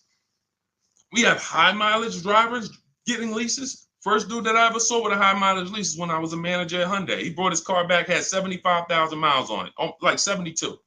I said, you lease this? He said, yeah, man, I don't buy cars. I don't keep them. I bring them back. I'm in sales. I'm on the road. Man, I pay my payment. I bring them back in 3 years, get me another one. I said, this is interesting. Because the dealerships didn't teach me this. My customers taught me this. My customers' experience taught me these things. I said, whoa, high mileage lease. I saw his payment. This dude was only paying $175 more a month than a normal car payment. $175 more a month, and he gets to drive 25,000 miles a year. But had he bought his car, he'd come in with 10,000, 12,000 negative equity. So, high mileage drivers, if there's high mileage drivers on here, you guys can ask questions specifically about leasing for you, and we'll talk to you. But man, I'm shouting from the hills and showing people proof that you cannot get a good deal if you buy your car, but you should have leased. People out here driving, we're out here driving cars, brand new cars for hundreds a month less than you. Because someone talked you into buying and said, well, but they're renting those cars. Yeah, all right, okay. All right, I've been renting cars then for the last 20 years of my life, driving brand new cars and keeping a lot of money in my household when other people are putting them into new and used cars. Okay, yeah, I'll keep renting it. Go ahead, Dolan. Shoot the next one up, brother. Quintel Jameson on YouTube. Can you talk about the best process for turning in a lease and getting a new lease? First thing you want to do is do an equity assessment. Do you have any money you can make on that lease?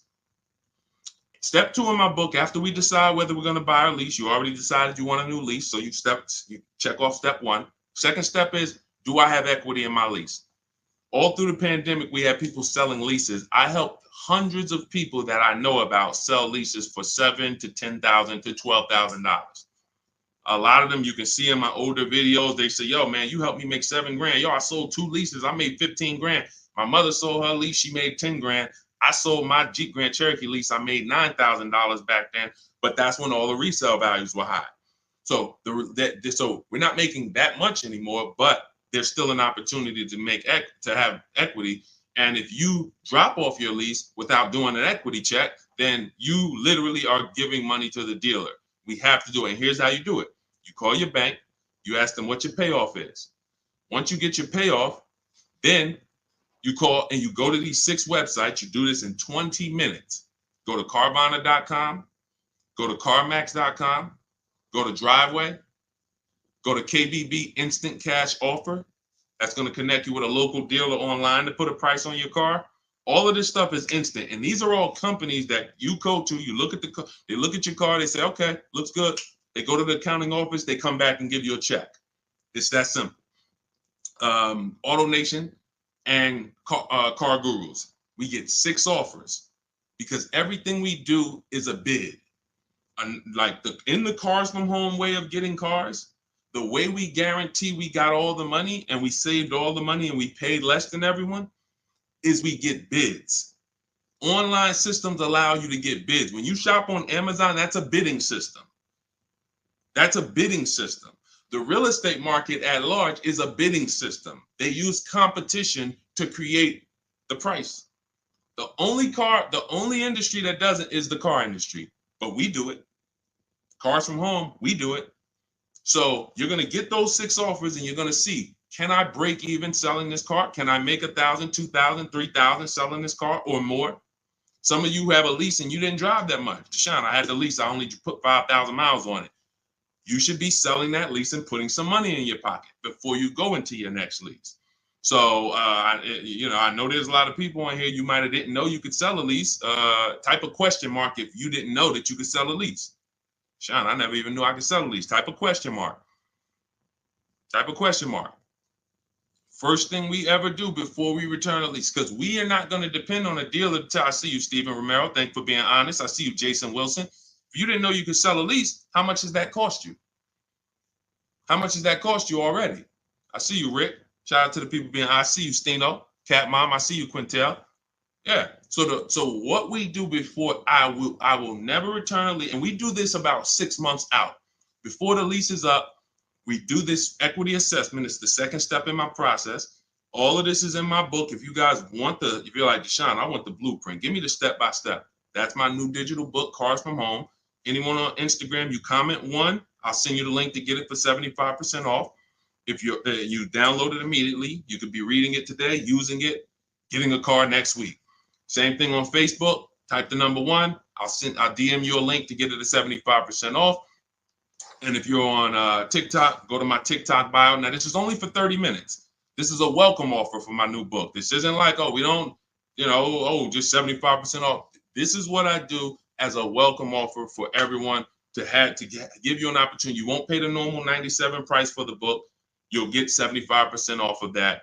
And you'll have the strategy step by step. And on YouTube, we have a comment pinned for you. So you want to get your payoff. But now, very important, Quintiel, when you go on those websites I just mentioned, those 6 websites to get those offers, when they ask you, do you own the vehicle? Are you leasing it? Or are you financing it? Just type own. You want to know, what would you pay for the vehicle? When you call your bank, you're going to ask them, do I have a third-party restriction? So you're going to get your payoff. You're going to ask them, do I have a third-party restriction? If they say no, that means you can sell direct to the highest bidder. If they say no, there's no restriction on who you can sell. You can literally sell directly to them and get your check. If they say you do, and there are companies like Toyota, Chase, there's a couple leasing companies that don't have third-party restrictions. But if they say you do, now you can't sell direct to those people. You can sell direct to a dealer that makes the same brand. So if Honda has a third-party restriction, you can sell to a Honda dealer. And that's when we have conversations with a used car manager. Again, we don't talk to salespeople, y'all. We don't talk to salespeople. They're here to make your life hard because they're trying to fight for their money. and it's all good. I give you ways to, that's why the book is called Cars from Home, 7 Steps to Saving Time, Money, and Avoiding Dealerships. You need to avoid dealerships. When you're in a battle, a sparring battle with a dealership or a salesman, you're going to lose. It's a psychological war, and they do it 3-4 times a day. You do it 3 times, you do it 1 time every 3 years. So when the way I'm teaching you to do it, I'm never sending you to do battle with these people. So if you have a third-party restriction, we're now calling local dealers asking for the used car manager. We're getting offers from them, and then we're going to sell our car direct to them. And that's how we're going to get our equity out.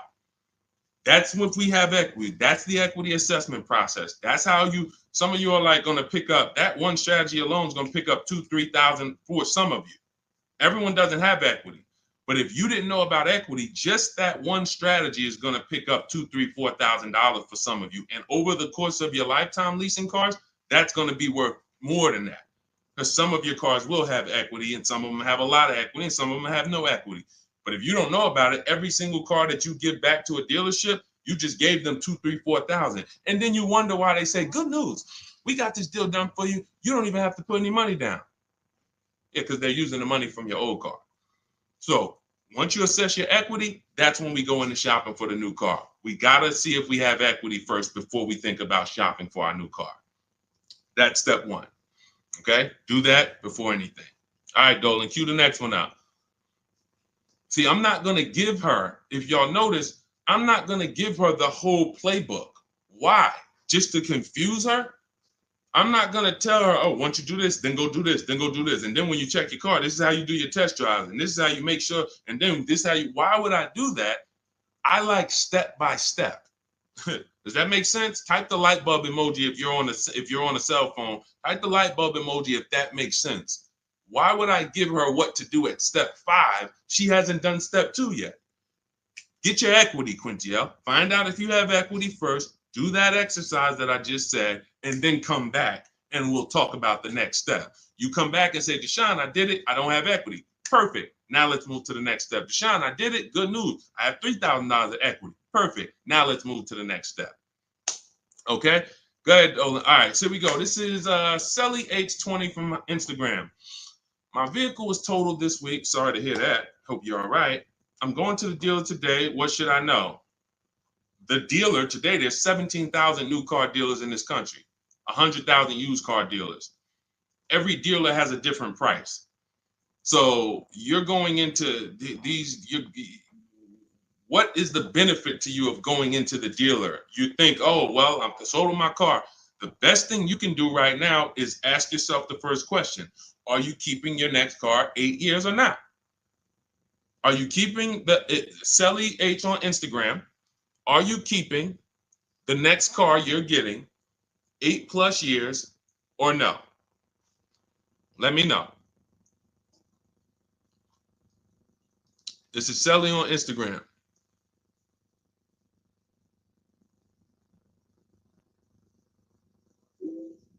This is the first question.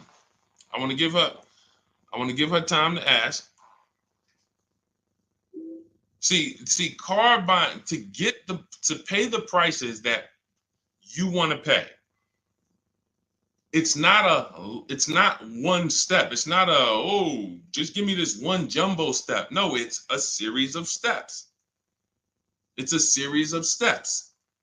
And I think we live in a world right now that has programmed people to think, oh, I'm going to microwave my way to this whole car deal. Put it in the microwave and somehow I'm going to come out and pay less than everyone else. That's not how it works. You try that, you're going to pay more than everyone else, like all of these people out here who 9 out of 10 people going into a car dealership. If I was able to say, hey, how you doing? I see you just got your car. How you doing? My name is Deshone. They call me Deshone the Auto Advisor. You mind if I take a look at your car deal? You mind if I just take a look at your paperwork? Sure. 9 out of 10 people, I would say, all right, let me ask you a question. If I bet you $1,000 right now that in 48 hours I could find a deal way better than this that you just paid for, this contract that has your name on it, this is your monthly payment, this is how much you just gave them.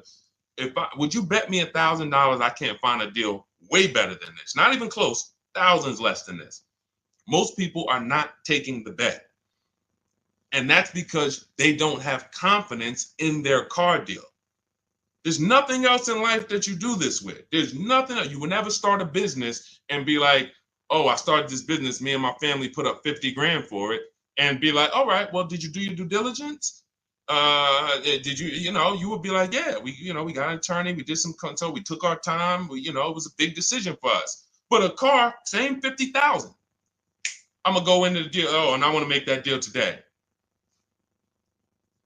It's programming. That's why I represent the unlearn, relearn brand, because I found when I first started teaching this, if people weren't willing to unlearn, those are the people I couldn't help. But the people who, they text me, unlearning. If you're unlearning, type the letter U, unlearning. This stuff is programming. And so I want you to really get out of that programming and realize that your safety is right at home. If you realize that everything that is going to save you money on your next car is right here in your living room, it's right in your office while you're at work. If you're traveling and you got an internet connection and you're like, man, I can make a deal from the airport. That's what it's about.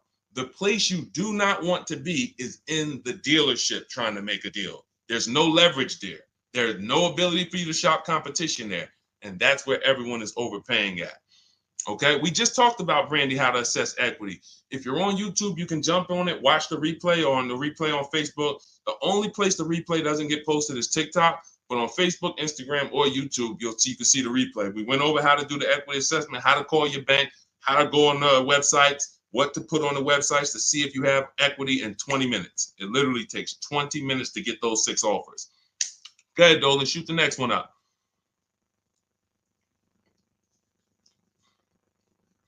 Steven Romero from TikTok, shopping through Carvana. Carvana is one marketplace. That's all it is. Carvana, I know Carvana is, oh, you don't have to see, the reason Carvana wins is because people are scared of dealerships. There's no other reason than that. Carvana has historically paid more, especially throughout the pandemic. They were paying more to buy cars than anyone else. So let me ask everybody on here a question. We got at least, we got a good number of people on here. Let me ask, got some intelligent people. If you are paying more than anyone to buy cars, when you sell those cars, are you going to be higher or lower than anyone? If you're paying more than everyone, you're paying more than dealerships to buy cars. Everyone was selling their cars to Carvana, selling their cars to CarMax. If you are paying more than everyone else to get your inventory, when you sell your inventory, is it going to be higher or lower than everyone else? Exactly. Higher. Exactly. But how do they do this then? They do this because people are scared of dealerships. So they would pay more just to be able to say, thank God I didn't have to go to a dealership. Man, I saw my car come down that vending machine, and then I saw that car pull up to my house on the Carvana flatbed, and you just overpaid $5,000 for that car. They charge you for their service. Hey, to avoid going to a dealership, listen, we're not giving you the best price, but we are giving you the best experience. In our case, there's tons of dealers who will deliver a car to you. There's tons of dealers who you can have the same experience with. Every time we get a car, we have the same Carvana experience. My experience, the people who, look, everybody who you're going to see me go after right now, and if you hop on YouTube, you'll see this. Look, Tosha's experience, just like Carvana, did it from home. Look, Vincent got his used car, 43% off, 3-year-old Lincoln, 43% off the original price.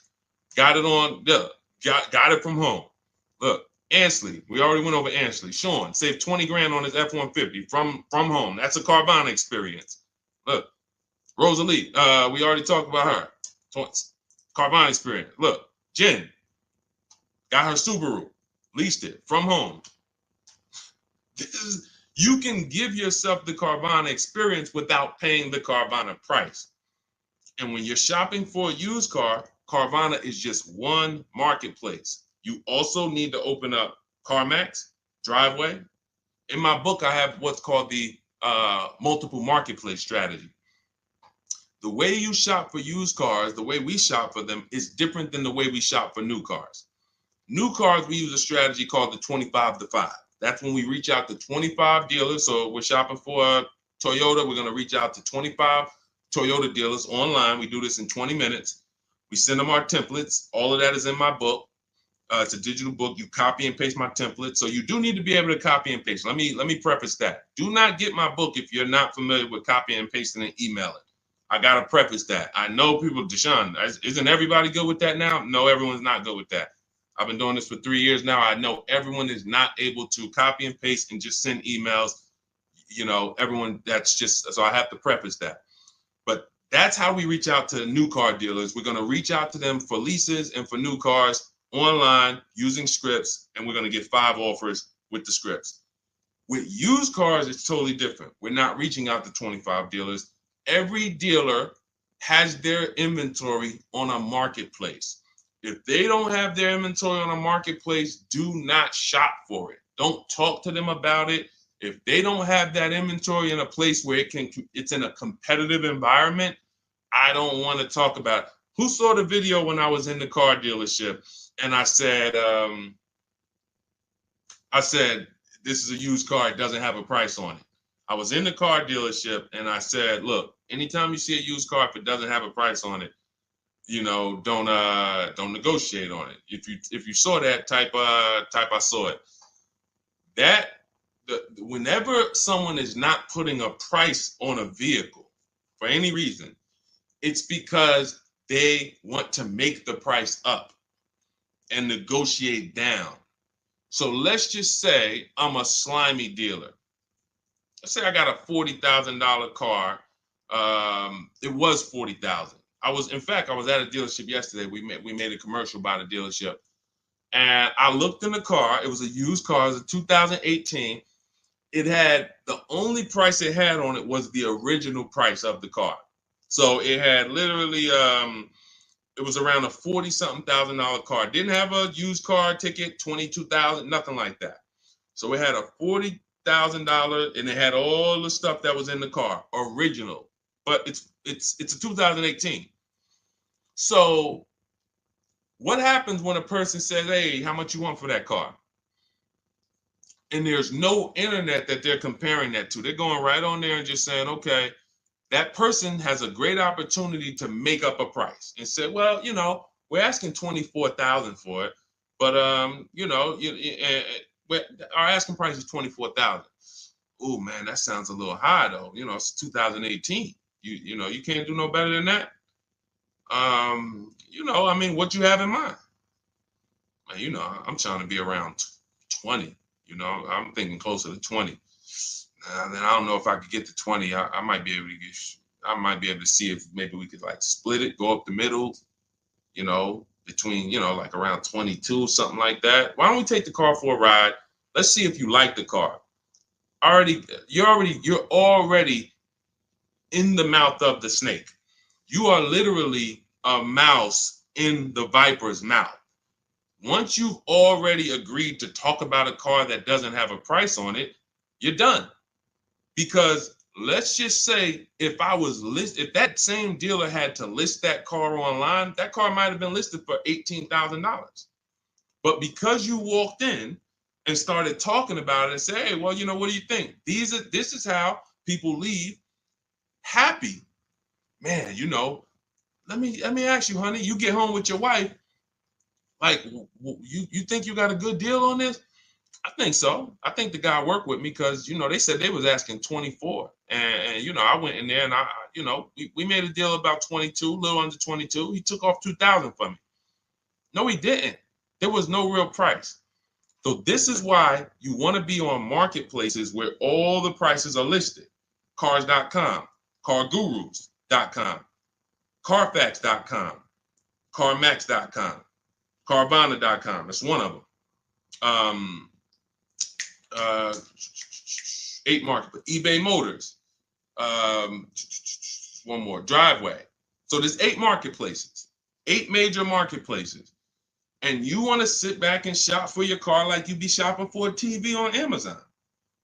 And you'll realize once you start doing this, you'll see The same car that was at my neighborhood dealer that I liked, there's 50 of them within 100 miles of me. There's 50 of them. In fact, once I pull a Carfax, I'll see that one didn't even have a good Carfax, the one I was looking at. That one didn't even have the service records that I want to see. These are the things, this is why shopping marketplaces make sense. You want to shop, I talk about this all the time. It's called my multiple marketplace strategy. I made videos about it. I've been posting about this since I came to social media. Marketplaces. And again, the only people who are going to win with this are people that's locked in. People who are serious about saving their money, who take car buying serious. Everybody who like Deshone, this sounds harder. What, you want to go in the dealership and just go ahead and let them just work you a deal? God bless you. This is not for everybody. I know this. This is for the people who like Deshone. I want to make sure, and it's easy. All the people who you see me showing you, Jared, all of these people that's posting their cars, Teddy, if you're on YouTube, you can see this stuff. These people are never going back to the old way of shopping. We are never going back because this is so much easier. And once you get it and be like, man, shopping online is a million times easier. I don't have the anxiety and there's nobody pressuring me. Oh, all of these people are competing, sending me emails. Hey, can we do this? Hey, what if I get to this? What if I get to... They're never going back. And that's the world I want you to come to. I want you to unlearn that old world, come over to the new world. Go ahead, Dola, shoot the next one up. I think we hammered that point home because we get that question probably every day. Carvana, something about almost every stream, somebody said, hey, what about Carvana? It's one marketplace. And they're 99% of the time, Carvana is going to be the highest price for any car you're looking for. 99%, not 100, not 100. 99%. RL, looking to finance a Toyota 2025 Camry. Should I purchase the extended warranty? It's a great question. RL said he's looking to purchase a 2025 Camry. Should he purchase the extended warranty? So a warranty is a risk product. It's risk assessment. I might buy something and I don't use it. The key to understanding if you should get a warranty is to ask yourself, how expensive is it to fix this car? And does this car have a high likelihood of things going wrong? Give you an example, a Toyota, Honda, as long as you get a good one, and in his case, he's purchasing a new one, they have a history of inexpensive maintenance, and they have a history of things not going wrong. I wouldn't get a Toyota extended warranty. Why? Because the $1,800 or $1,500 or $2,000 I'm going to pay, I have to get that money back and then some to make it work, to make it worth it. That means $3,000 of things need to break on that Toyota for that warranty to have made sense for me to get. Now, on the other hand, when I work with Mercedes, some of you know I worked with Mercedes for 5 years. Every time I would have a client who was getting a Mercedes, I would ask them, how many years you keeping the car? If they said they were keeping it a long time and they weren't going to lease, then I would tell them after we made the deal, buy as much warranty as you can afford. That was and some of my clients in New Jersey, they can attest to that. That was I was very unapologetic about it. Buy as much warranty as you can afford. Because when something breaks on a Mercedes-Benz, nothing is less than 4 digits. There is no, oh, this broke. It's only going to cost us $400 to fix. Nope. So the price of the extended warranty on a Mercedes-Benz or a BMW or a Porsche or anything that has a high, and I have this, we handle this in my book in step 6. This is in the paperwork and protection step. Everything is accounted for. So everything on this stream I'm teaching is out of my book. It's everything. So when we're looking at, and where does this vehicle rank in terms of repair costs? Is it on the higher side? If so, the warranty makes more sense to get. If it's on the lower side, warranty makes very little financial sense to get. And that's how we gauge getting extended warranty. It's a risk assessment. All right, good question though. Very good question. All right, go ahead, Dolan. Shoot the next one up. Too Cool 09 from TikTok. Should I buy or lease a vehicle through my LLC or through myself, or does it matter? This sounds like you don't have a business where the actual car is being used. If you, a realtor, for an example, and could y'all double tap, keep double tapping the screen, keep running those likes up. I appreciate y'all on TikTok. Every time y'all double tap the screen, y'all run the likes up and keep them moving. TikTok continues to tell people about the broadcast. And shout out to the sharers. I appreciate you. Matter of fact, I got to jump off of here because what I'm going to do is, no, I'm not going to jump off now, but I have to do something. Somebody who shared yesterday, I got to go to my DM and I got to send her, I'm literally just talking notes to myself. Okay, so big talk about buying in LLCs lately. Big talks. You know, you see videos about it, get caught through your LLC. There's going to be tons of people audited who had cars in their LLC, writing certain things off and are not using the car for business. It's going to be very, very bad. It's coming because the IRS may come later, but they come. When they see, okay, we see people getting all these cars, they know the social media videos and people just putting cars in the LLC. If you are a realtor, for an example, when I was with the dealerships, I dealt with a lot of realtors. Came in, put cars in the LLCs. Why? Because they're on the road. They're using the car for business. They're writing off certain things, be it the maintenance, be it the repairs, or they're writing these things off. Why? Because it's actually business being done with the car. On the opposite end, you have people who have no business at all that involves that car. They're not traveling with that car to clients' houses. They're not doing it, but they want to buy the car and they want to write off tons of stuff or have some type of tax advantage. And now, I'm not a CPA, I'm not an accountant, I'm not giving you tax advice.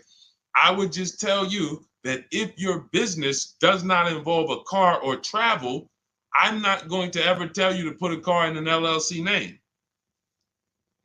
Now, you talk to your accountant about that, talk to who does your taxes, but that's really the basis of if I should get a car in my LLC or not. Does my business do business with a car? That's it. And after that, you decide, how long am I going to keep the car? Then it goes back to the most important question. How many years am I going to keep the car? 8 or more, I'm going to buy. Less than 8, I'm going to lease. That's it. That's it. A lot of audits are coming.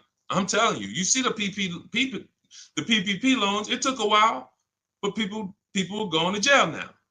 It's going to be the same way with these cars. People are not going to be able to pay some of these people getting Range Rovers. Yo, hey, I see you. You got this Range Rover. You wrote off like huge amount. Let me tell you, how much business was done in this car? Oh well, it's going to be it's going to be bad. That's why financial literacy is important, people.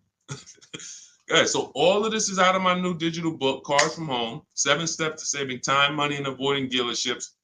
I can sit here all day for the next 2-3 hours talking about the strategies we use, the process we use, the system I created to help all of these people that I've been talking about in the broadcast save this money. You can see these deals, and some of you are going to go and you'll see, wow, I got that same car. I got to hit you with the bad news first. The bad news is, hey, Rodney Brown, I'm sorry to tell you, my man, but the same car you have, we just helped somebody get it and look what they paid. Dang, they paying a lot more than me. They put money down? No, they didn't put any money down. How they paying that low? It's because they know stuff you don't. They followed a process that you didn't follow. You went into the second most expensive purchase that you're ever going to make, and you just winged it. You just say, hey, you know what? It's a $50,000 car. It's a $40,000, $30,000 car, $100,000. I'm just going, I think I can feel my way through this joint. That's why you're paying the prices you're paying. That's why you're not paying what we're paying. So when you come into our world and you're like, Deshone, I want the blueprint. Everything I teach is in my new digital book, Cars from Home, 7 Steps to Saving Time, Money, and Avoiding Dealerships. So type of number 1. On Facebook, I'll send you the discount link. You can get the 75% off. Type the number 1 on Instagram. I'll send you the discount link. 75% off. That's our welcome offer. It's only for 30 minutes. And if you're on TikTok, go to my TikTok bio, get your copy for 75% off. And on YouTube, we have the comment pinned for you in the comment section for you to get yours at 75% off. And make sure you are reporting to me your deals, just like Tiffany. Tiffany, when she got the book, I tell everybody, send me your deals so that I can read them on the show. Tiffany got a Mazda CX-90, just got it, $44,820 car. From home, she said, I believe we got a great deal from what we learned in the book. Look, from home, $6,530.78 discount. Never left the house. Got multiple offers. The dealer that took, look, is a $44,000 car. She basically said, what, 15%, 16% off then that? People go in and say, hey, get me the MSR, get me the invoice price. She blew invoice price away using the book. Get your copy. It'll be in your inbox now. Make sure as soon as you purchase, you screenshot the thank you page. I tell you, you'll see it big. Screenshot this page. Why? There's a support email on there just in case for any reason you don't get the book. It's usually because you type a letter wrong in your email. You're typing fast. You can reach out to my support team to make sure that you get your book. I want you reading it now. I want you using it now so that you can be like Ansley. He said, look, I started the process on, I started the process on Saturday. I accepted the deal Monday. Doesn't take long. Doesn't take long. You can literally be you can be signing a below market deal in 3 days using the strategies. These are not meant to, this isn't going to school. You know, I spend a lot of time in these videos warning you what not to do. In my book, I'm not warning you what not to do. I'm telling you what to do. Do this, do this. Now, all right, you did that. Great. Now do this. Oh, great. Now you did. Now do this. And before you know it, great. Congratulations. Let's get ready for delivery. That's how the book is laid out. All right, so we're gonna jump off. We've been on here for a little over an hour. I know it's early. You'll be able to watch this throughout the broadcast. You know, I can't really answer. Look, I could give y'all BS answers, and I can get through 100 questions. If I give you BS answers, I can zip through 100 questions in 1 hour. Do Lexus give good deals? Well, sometimes got to shop around. Next question. Is there any negotiation on leases as far as monthly payments without putting money down? Absolutely. We get our deals with no money down. That's how we submit our offers. You get at least 5 offers and you'll find out what the best deal is. Absolutely negotiate. Next question. I could do that. Is that what y'all want? Let me know. What I do is if someone asks me a question, I go deep on the answer because this is car buying. This is not. This isn't, hey, I'm gonna get a little, you know, I'm about to spend $100, you know. What's your opinion on this, Deshone? You know?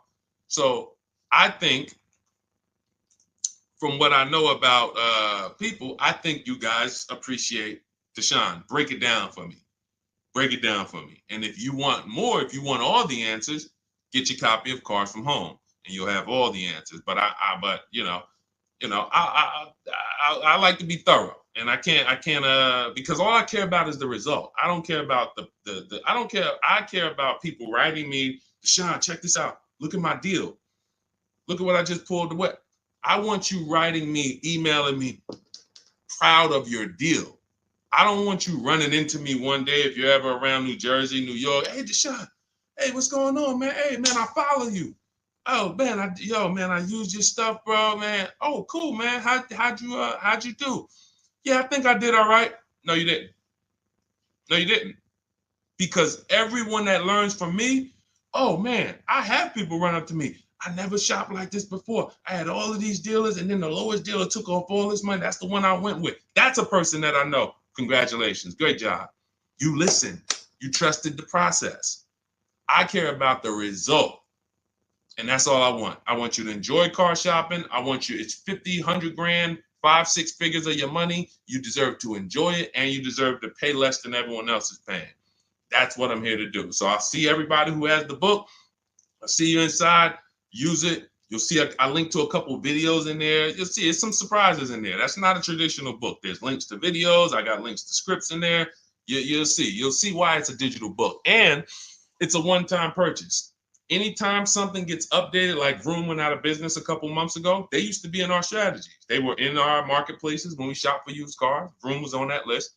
And they were in the when we do our equity assessment, Vroom was on the buyers list. If I had mailed out a book, if y'all were buying a physical book for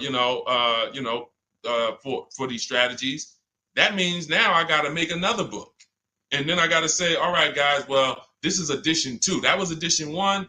Vroom's out of business. Next thing you know, you're getting edition 40, and you're like, dang, every time a new website comes out, because we do online, dang, I got to buy another book. Nope. With Cars from Home, what we did, as soon as Vroom went out of business, I went in, I updated the master file, uploaded it, all the thousands of people that have the book, and about 9,000 people have the book right now. So this is, you can go on Goodreads, you could type in the Cars from Home book online, you'll see, oh shoot, this book is out there. It's already 5-star rated. So this is what it's about. Results. Grab your copy in my Instagram bio or my Facebook bio, or everybody that types the number 1 on Facebook, I'll DM you the link exactly to get this discounted price. Everyone on TikTok, you go to my TikTok bio, click that website, and get your 75% off. And then on YouTube, we have it pinned in the comments. So use this stuff, win with it, write me with your deals, y'all. Stop overpaying. You don't want to be like these people out here. You don't. They're getting hammered right now. They think there's no deal. Oh, when is the market going to get better? It's never going to get better for them. It's never. They're going to keep doing the same thing. And it's sad, but that's not what we're here to talk about. Let's get you to paying less than everyone else. All right. So I'm gonna jump off, y'all. Have a great day. We'll be back for another stream, sometime next week. I'll see you soon.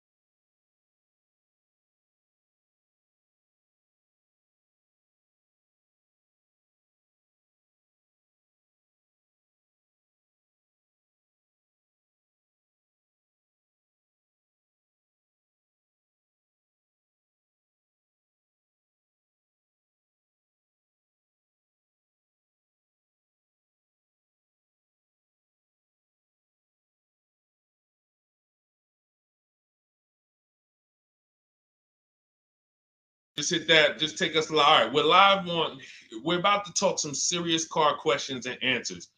I want you to ask any question you can think of concerning car shopping so that we can dig deep into it. It looks like Facebook we continue to have trouble with, and I think it's because we already have a stream going there. See if you can get out of that stream, Dolan, if you can cancel that stream so that we can get on the Facebook. But I want you guys to start asking your questions. And Dolan, bring the first question in so we could get the show on the road. And then what we'll do is we can check the back end and try to delete the broadcast from Facebook so that we can get on Facebook. Okay, this is Sam from TikTok. So there's a car for $7,000. I want to sell my car worth $12,000. Can you explain that?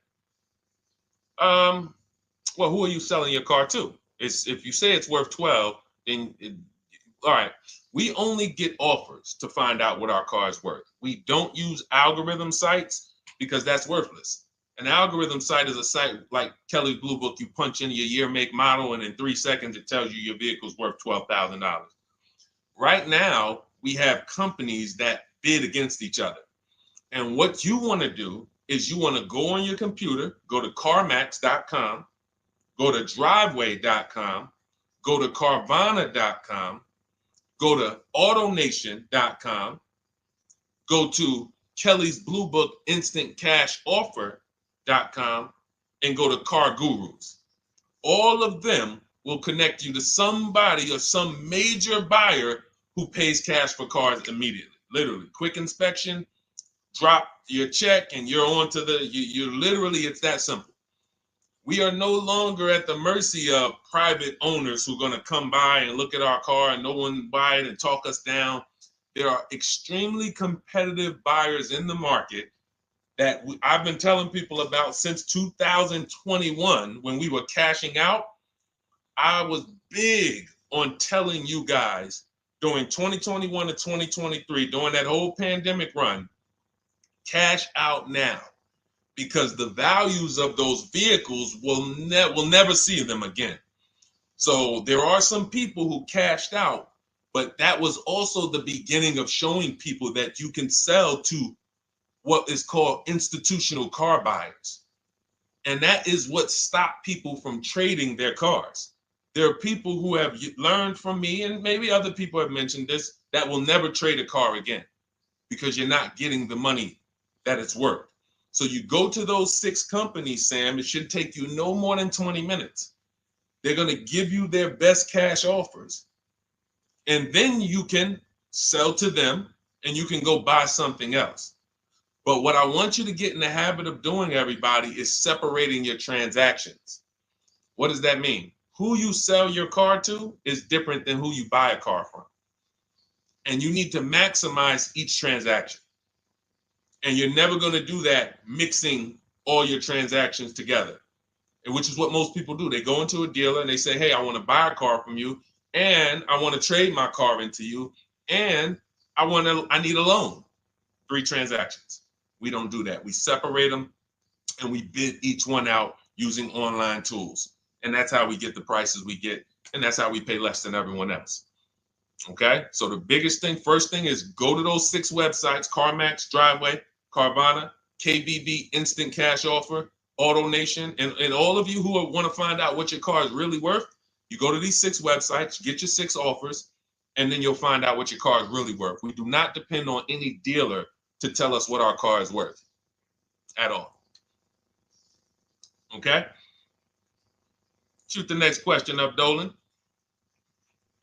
And you guys can continue to type your questions. We're bringing them in from all platforms. This is Terrell Taylor. By the way, everything that I'm talking to you guys about is out of my new digital book. It's called Cars from Home: 7 Steps to Saving Time, Money, and Avoiding Dealerships. Some of you may have it. If you have it, shout out to those who have it, and shout out to those who've used it to actually pay less than everyone else. And make sure I want you to be like Tiffany.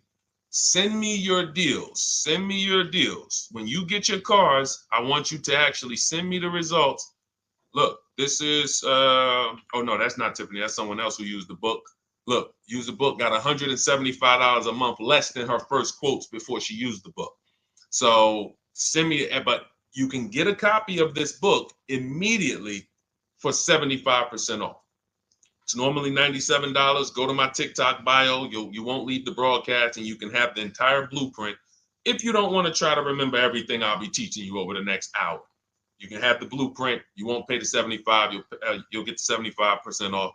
And we also have a comment pinned in the comment section for you guys on YouTube and on Facebook and on Instagram. You go to my bio. So anyway, go get it, because it's only for 30 minutes. After the timer goes off, it's $97. It's still worth every penny. You can Google it. 5-star book. You can see all the people who rated it, all the people who's using it. This isn't a test to do, but I want you to get it at 75% off. It's better to pay $24 than $97. Okay, Terrell Taylor. So you said, Terrell Taylor on YouTube said, I have $35,000 to $40,000 to buy a truck with. Should I buy a used or a late model new, 2022 to 24? So whenever we're considering a late model used car, this is a model like Terrell said, that is 1 to 2 years old. Let me tell you why I don't like shopping for those first. I like to shop for a new price first. Whenever you are buying 1 or 2 year old used vehicles, you have to realize something. How do dealers get used cars? Trade, or they get them off lease, they buy them.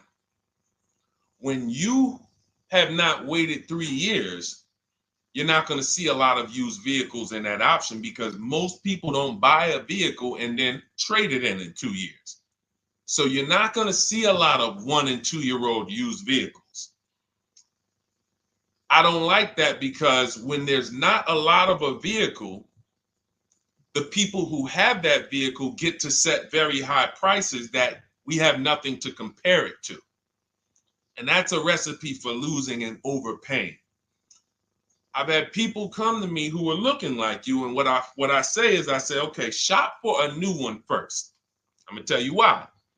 When you shop for a new one first, you get to see what the market value is. So take Sean. I'm showing Sean. Some of you have seen Sean. He got an F-150 Lightning XLT, $73,000 vehicle. Using what we teach and getting bids from home, using the Cars from Home system, he saved $21,000 on a new one. That was his best offer. He got multiple offers because we always get at least 5. So his best offer, he saves $21,000. If he had gone to look for a 1 or 2 year old one of this, he would have never known that the new ones he can save $20,000 off of if he shops right. Now, some vehicles, it might be $7,000 off, $10,000 off, $5,000 off. The point is, until you know what the new market is for a vehicle, you can't shop a 1 or 2 year old one. Because what happens if you shop a 1 year old version of what Sean got, and he goes and he pays, he pays 65 for it because he thinks, or let's say 60. Let's say 60. A brand new one, 73. Someone else is charging 60. All right, it's 2 years old. Let me get that one. Not 15 grand off. Problem is, he just overpaid for a vehicle because he could have got a new one for less than he got that 1 or 2 year old one. That's why the recent shoppers, anytime you guys are shopping 1 or 2 year old, you have to shop new first to find out what the market is. Now, in my book, I have my strategies for shopping new online and shopping pre-owned. It's totally different. Pre-owned, you want to go to all the marketplaces. If a vehicle's not on a marketplace, y'all, don't shop. Don't look at it. What does that mean? You ever walk into a used car dealer and you see a used car, but there's no price on it? Type a $ if you've ever experienced this. If you've ever looked at a deal, you've been in a dealership, you see they have a used car, there's no price on it. Type a $ if you've experienced that. Okay, I see you, Terrell. Okay, perfect. I see you, Don Dickey. Okay, perfect. All right, we have enough people. All right, Makeover Forever Studios. I see you. Okay, Todd May, I see you. So this is a common thing. When you go and look at that vehicle, the most dangerous thing to do, I see you, Tony, is to negotiate on a car with no price because they can make the price up. When a car is on a marketplace like cars.com, carfax.com, carguru.com, carvana.com, carmax.com, these are all the marketplaces we shop for used cars at once. It's like a big round robin for us. This is how I want you to shop. Now you must be competitive or no one's coming. Now, there's some people who try to pull a tactic. They'll list a car for 20. They have no intentions on selling it for 20. But they want you to come in and then they'll charge you more, fees, makeup fees and all of that stuff. That's why we always call beforehand. But we know the power is online. The competition is online. So when you're looking, Terrell, you're either deciding, all right, I'm either going to look for a new vehicle, find out what the market price is for the vehicle I'm looking for and how much I can save. What's my best offer? You need to get at least 5 offers. I'm telling you, it's going to be big differences. You have to prove this to yourself. Call around. If you want to do it manually, you don't have my book, do it manually, call around, speak to sales managers. You are going to see it's going to be a $5,000 to $10,000 difference minimum between all of these dealers' offers, minimum. And so then you want to look at the pre-owned options. Then you look at the pre-owned options. And the pre-owned options will tell you what the market is. And so this is only for you who are looking at recent model cars. If you're not looking at 1 or 2 year pre-owned, this doesn't matter. But those people have a little bit more budget, and that's okay. That's okay. But when you have a little bit more budget where you can look at a 1 or 2 year old pre-owned car, that means you have a little bit more money to lose if you make a bad decision. So that's what you want to consider, Terrell. Shop for the new ones first, depending on what your budget is, and then look at the pre-owned market and say, all right, where's the pre-owned market? But that 1 or 2 year old, you're not going to have a lot. Until that 3-year cycle comes and dealers can start buying those vehicles back off lease, you're not going to see a lot of vehicles. That's why I don't play in that 1 or 2-year-old zone. It's just a dangerous zone to play in. Dealers know, oh, we're the only ones. Hey, we the only one that got this car within 50 miles. Let's charge this for it. And then they depend on someone who doesn't know the market to come in, pay for it, and you can literally overpay by 10, 20 grand and you won't realize it until, a couple years later. Okay, great question though. Great question, Terrell. Go ahead, shoot the next one up, Dolan. Type your questions, y'all. We're gonna get through as many as we possibly can in an hour. I see a lot of questions coming in. Let me try to speed it up. All right, this is Abigail from Instagram. How do I shop for cars and take test drives without feeling like I'm wasting their time? I'm nervous. Okay, first thing to realize, Abigail, you're a very considerate person. God bless you for that. You're about to spend 5 figures on a vehicle. Some of you 6 figures. I love the courtesy, but we are the prize. When you're shopping the way I want you to shop, some of you, this is your first time here. You don't even know, hey, who is this guy talking? I spent 14 years in the car business. 5 years with Mercedes, 5 years General Motors. I've been helping people buy cars and get below market deals since 2019, education-wise. I love it, but you deserve the experience. If you were walking into the mall to spend 15 grand, let's just call it 15 grand, how would you want to be treated? Like royalty, right? Right? So, but I'm going to answer your question, but I need your mindset. A lot of what we're discussing is going to be the right mindset. You are the prize. That's why I don't want you going to dealers begging for discounts anymore. I want you sitting at home making dealers bid. This is how we do test drives on new cars and leases.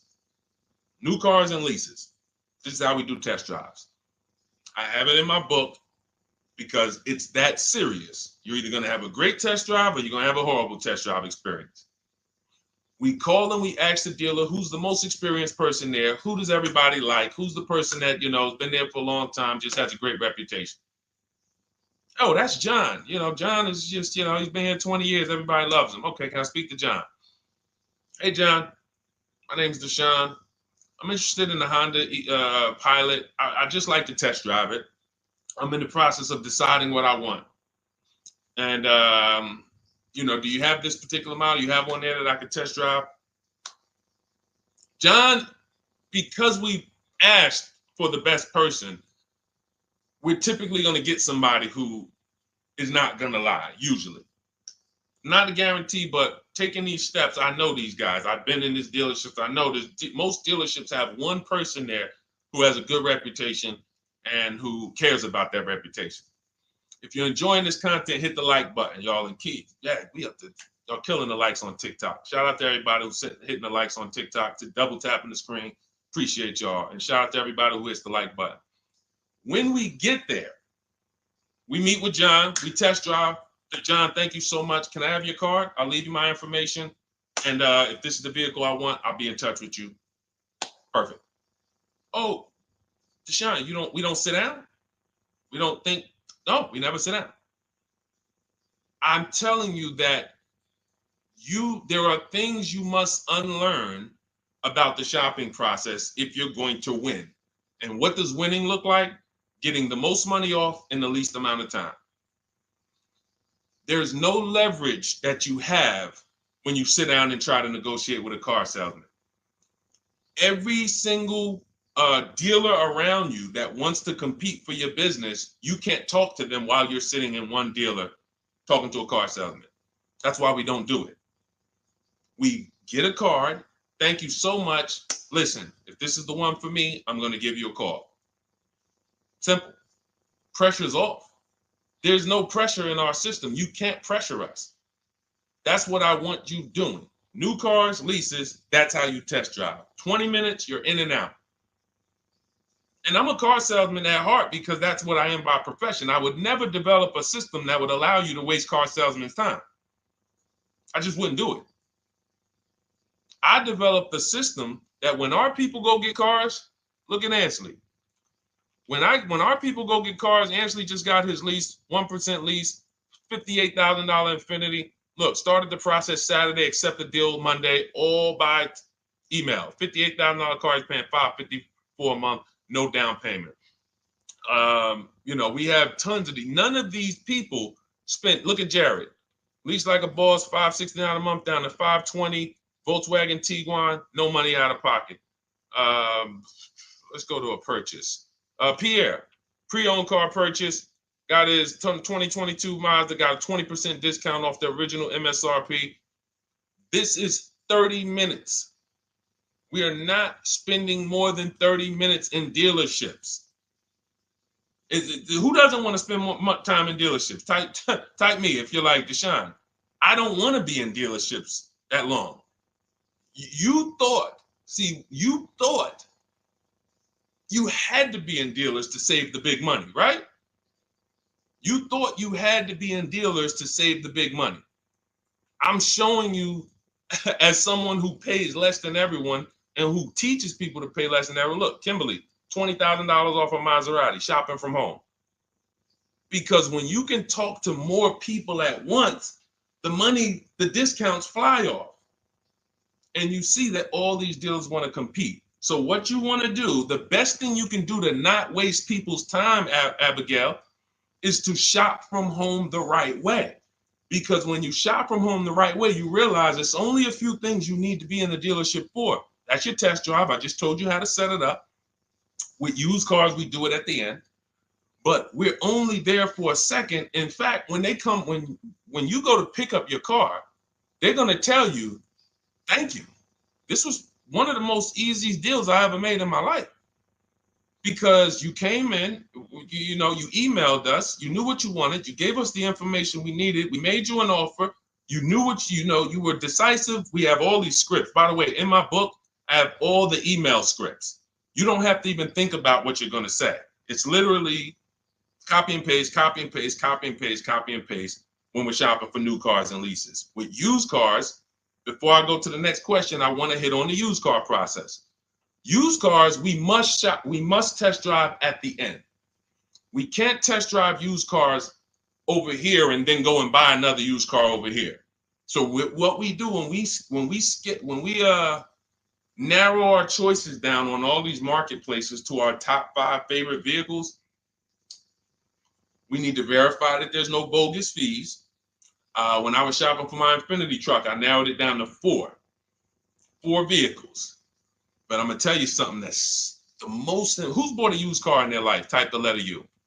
I need you guys to program what I'm about to say into your brain cells for the rest of your life. Type the letter U if you bought a used car or if you plan on buying a used car one day. Type the letter U. All right. I see you, Michael. Don Dickey. Okay. Terrell. I see you, Blizzy. Tony. Okay. Lori. I see you. Victoria. Anybody who plans on this. Let me tell you how. Okay, let me tell you how. All right. See, when I'm about to reveal big stuff, I got to kind of see how I want to say it. The marketplaces that we go to look at used cars on, they're never going to tell us what a great price is. And I'm going to tell you why. The only thing that matters, let's say we're looking at 4 white Honda Accords. 4, they're all white. These are the cars we want. We've narrowed it down. We're looking at 4. They all got similar miles, and their asking price is $20,000. The marketplace is going to tell you what they think a good deal is based on algorithms. Based on all the vehicles listed on the market, this is a good deal. This is a bad deal. Here's what matters. How much was the original price of each vehicle? Why is this the only important thing? Because if we're looking at 4 white Honda Accords, but one of them was $35,000 when it was new, one of them was $39,000 when it was new, has a sport package, some special technology. One was $31,000 when it was new, one was $29,000 when it was new. What's the best value? What's the best value? You see how we clearly just went from, wow, all of these vehicles look the same, similar price, similar asking price. But once we found out, wait a minute, this one right here was $38,000 new. This one here has the cameras in it all around and the self-driving package, and it has the same asking price, or it's maybe $1,000 more. This is what I call the true value discount. The true value discount. And let me tell you why the marketplaces will never tell you this. Because if they advertise the true value discount, someone has to be at the bottom. In other words, when you're looking at Honda Accords, if you could go right to the true value, who's giving me the biggest discount off the original MSRP? That means the car at the bottom, they might be giving you no discount off the MSRP. We saw that during the pandemic. It was people selling, who remembers people selling Toyota Camrys, 3-year-old Toyota Camrys, for the same price as they were when they were new? There was some deal, everyone wasn't. I know a couple dealers, I know a couple general managers who run dealerships who are ethical. And they said, look, I don't care what the market does. I can't sell a used vehicle for the same price it was when it was new. I'm not doing that. Because when that customer comes back in 3 years to deal with me, I'm going to have to help them again. And if I buried them in their car, then I'm not going to be able to help them. But there were plenty of people who was. The true value discount is all that matters, which means we have to know what the car was new. We have to find the Maroni label. We have to go on the Carfax. We have to go to where the window sticker is and get the original price. And then we'll clearly see, oh, that's the best used car. And no one else shops like that. No one else shops like that. If y'all get that, type dollar signs. If you get that, what I just said, type dollar signs. That is what is important, not what they tell you is a good deal. So going back to me, when I got my Infiniti truck, 4 vehicles, all in a similar price range, all white. They were between $1,800 difference from each other, similar miles.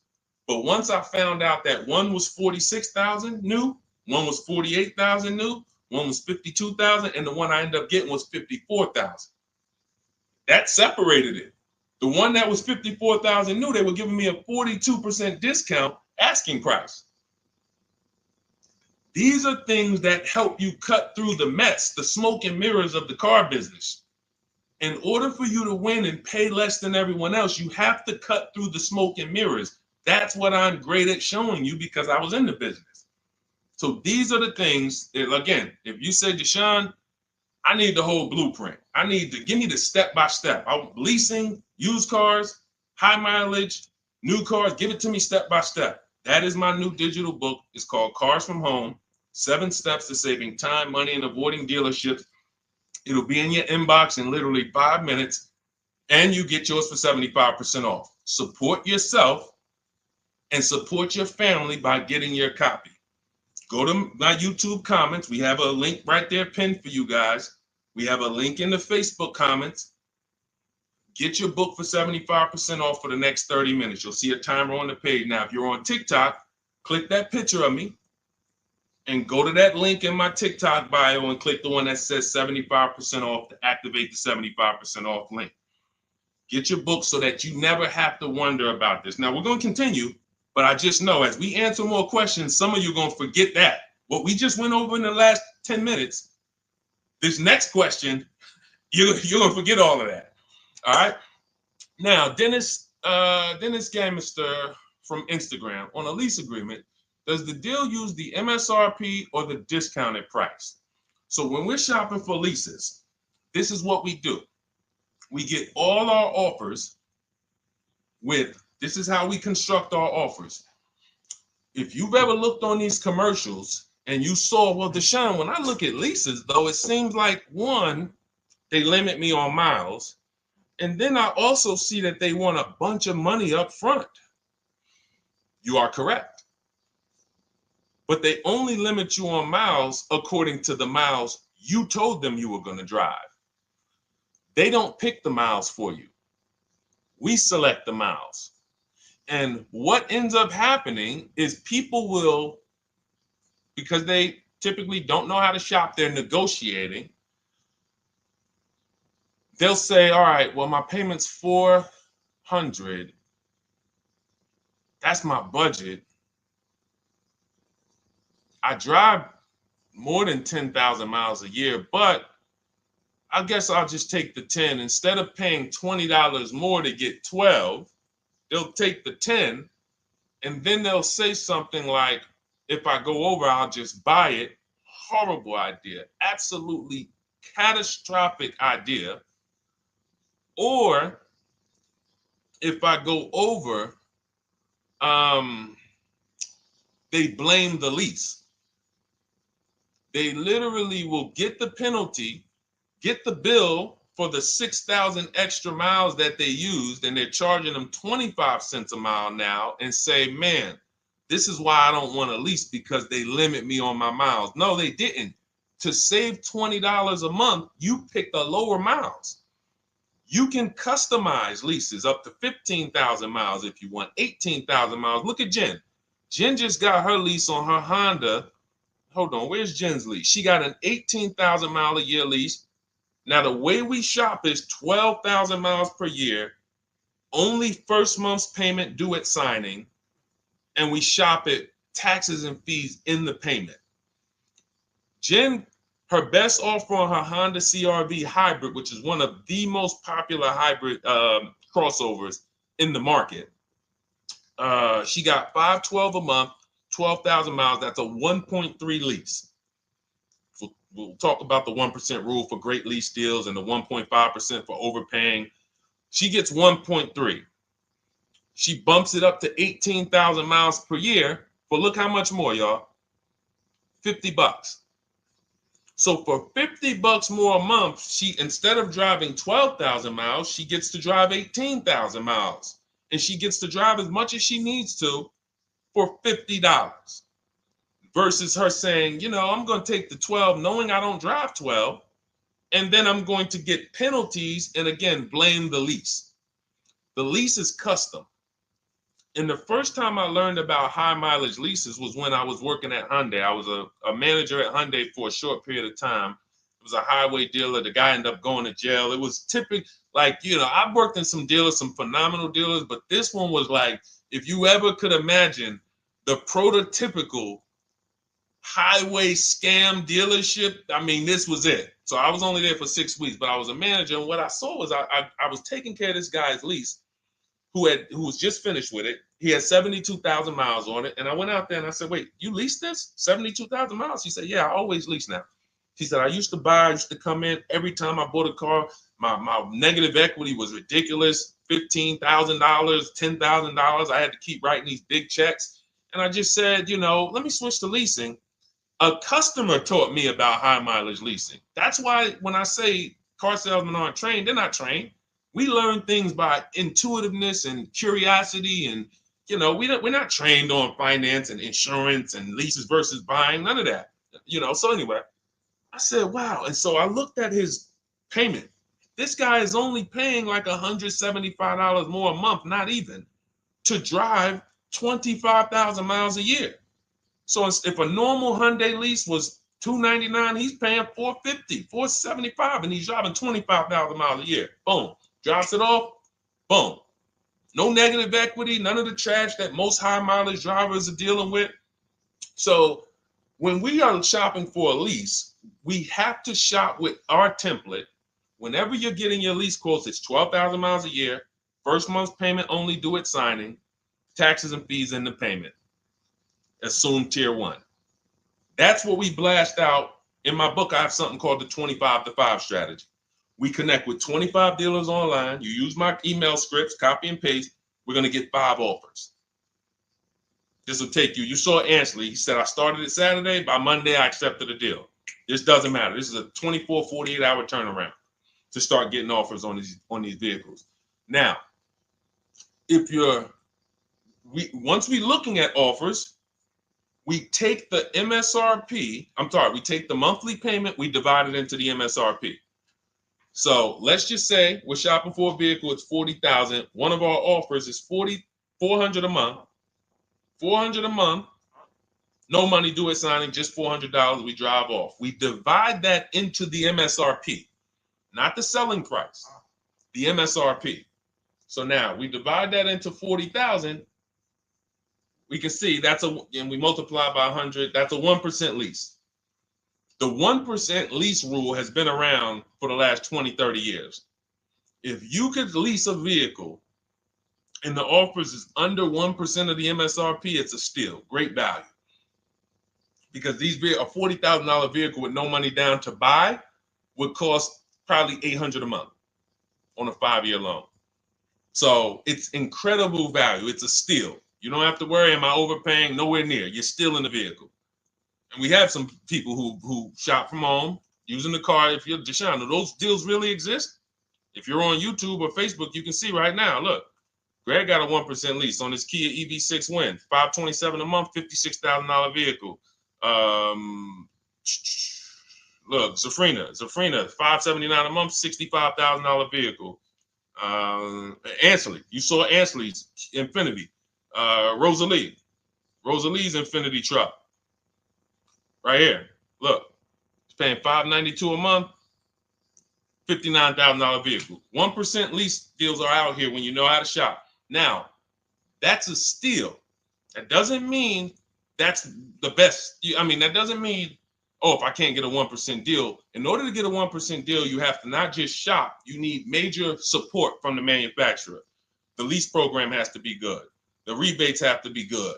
The residual value have to be good. The money factor, which is the interest rate, have to be good. There's a lease program that no dealer can control.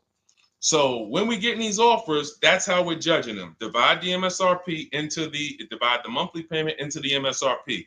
In my book, I have a calculator that I created where we put all our offers into it, and then it spits out what we call counter offers.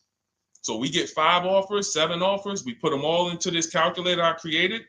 Again, this is the best $24. If you get there for $24 before that 30-minute timer and you get your copy, it'll be the best $24 you ever spent. I hold myself accountable to that. You can Google the book and read the reviews. There's software that we created that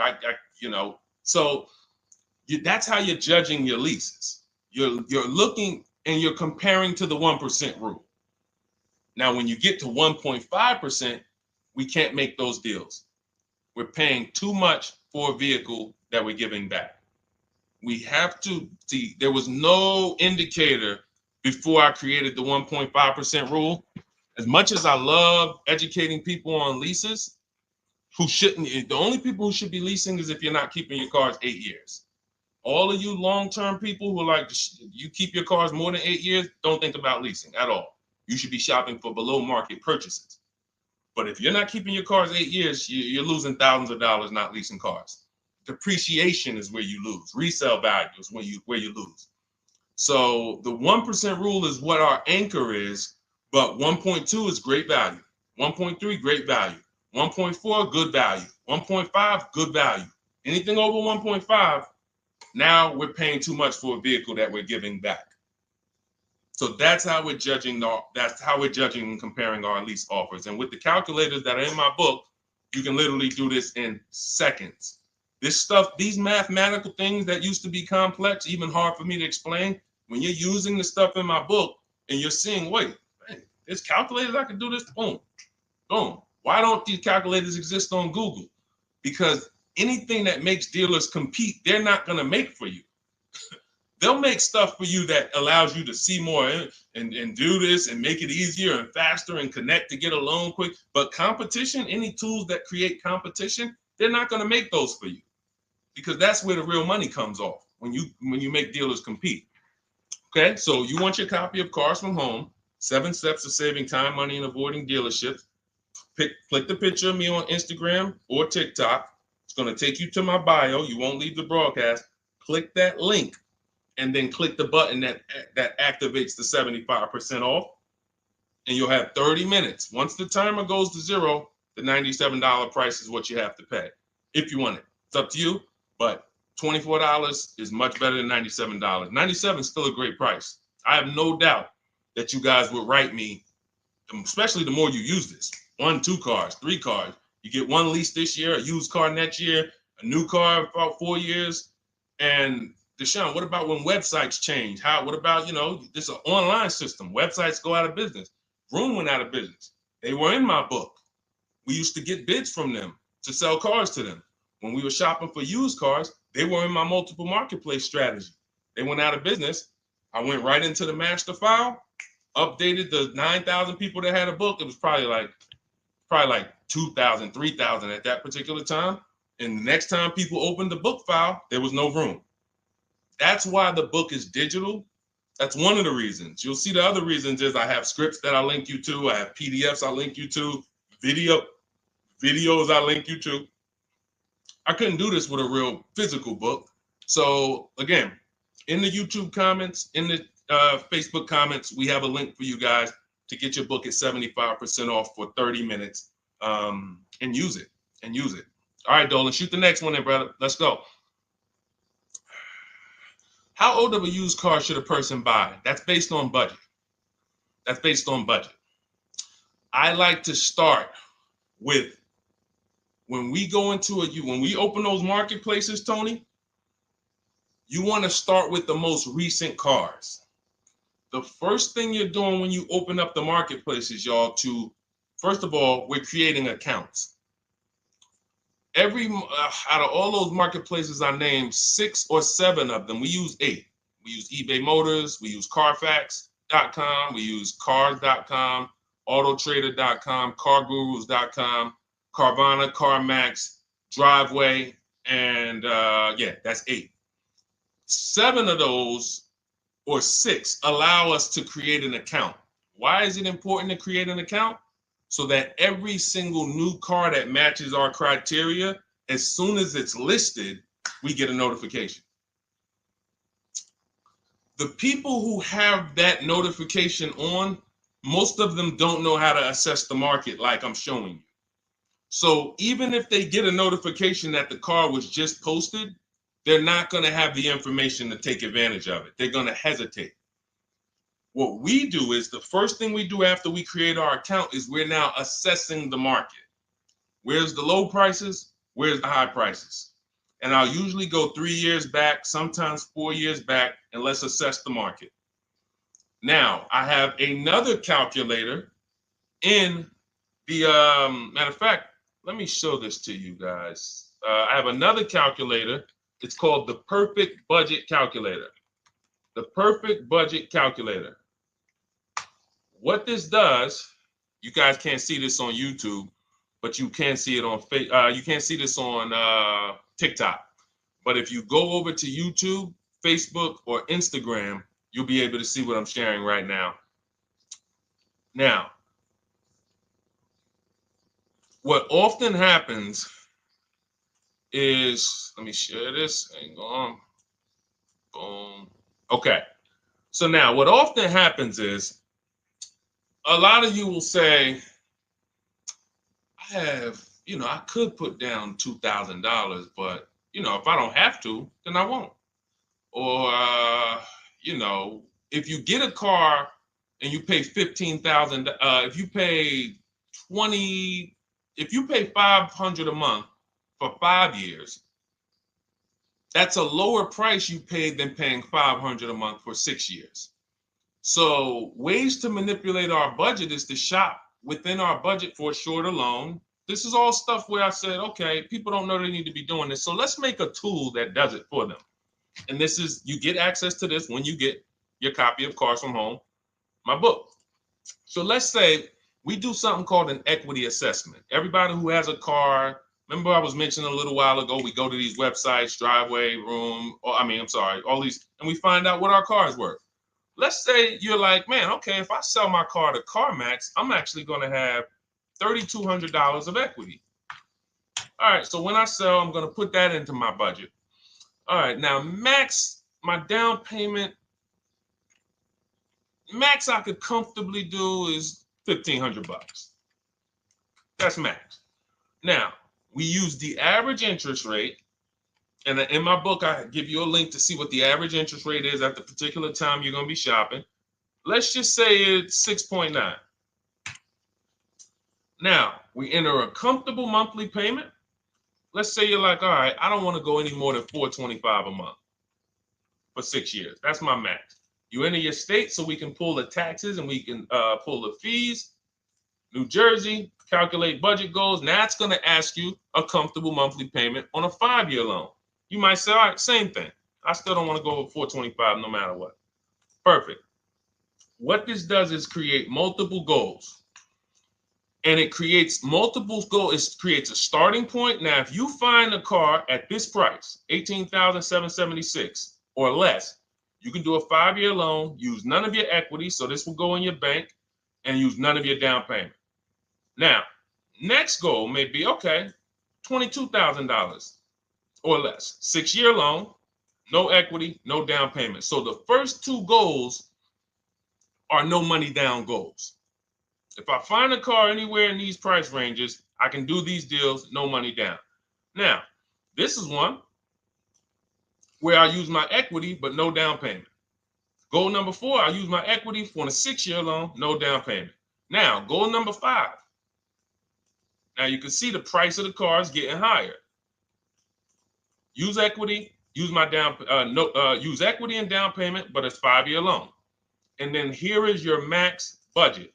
Your max budget, which is fine.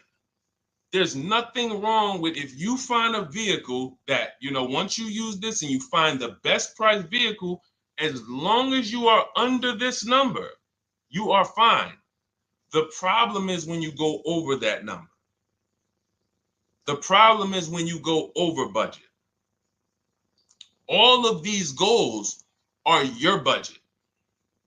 So when I got my Infinity truck, I got my goal out. It was my 4th goal. 4th goal. 4th goal. Now, this is how you make sure when you go out to shop, and look, you'll notice, look at the top. What does it say? You select your state determines the sales tax, will factor it in, give you precise figures. Now, you'll notice, what about the fees, Deshone? Don't all these cars charge fees? We've already factored in the taxes, and we've added $1,000 for fees. What is $1,000? The documentation fee and the motor vehicle fees.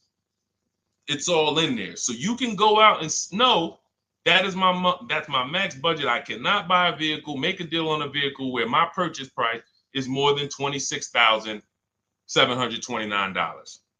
That's the perfect budget calculator. So there are certain things that I had to create. No one does them. Everything that I was referring you guys to, all the websites, I was doing this, and there was some things where I couldn't refer you to anything because it doesn't exist. We had to build it.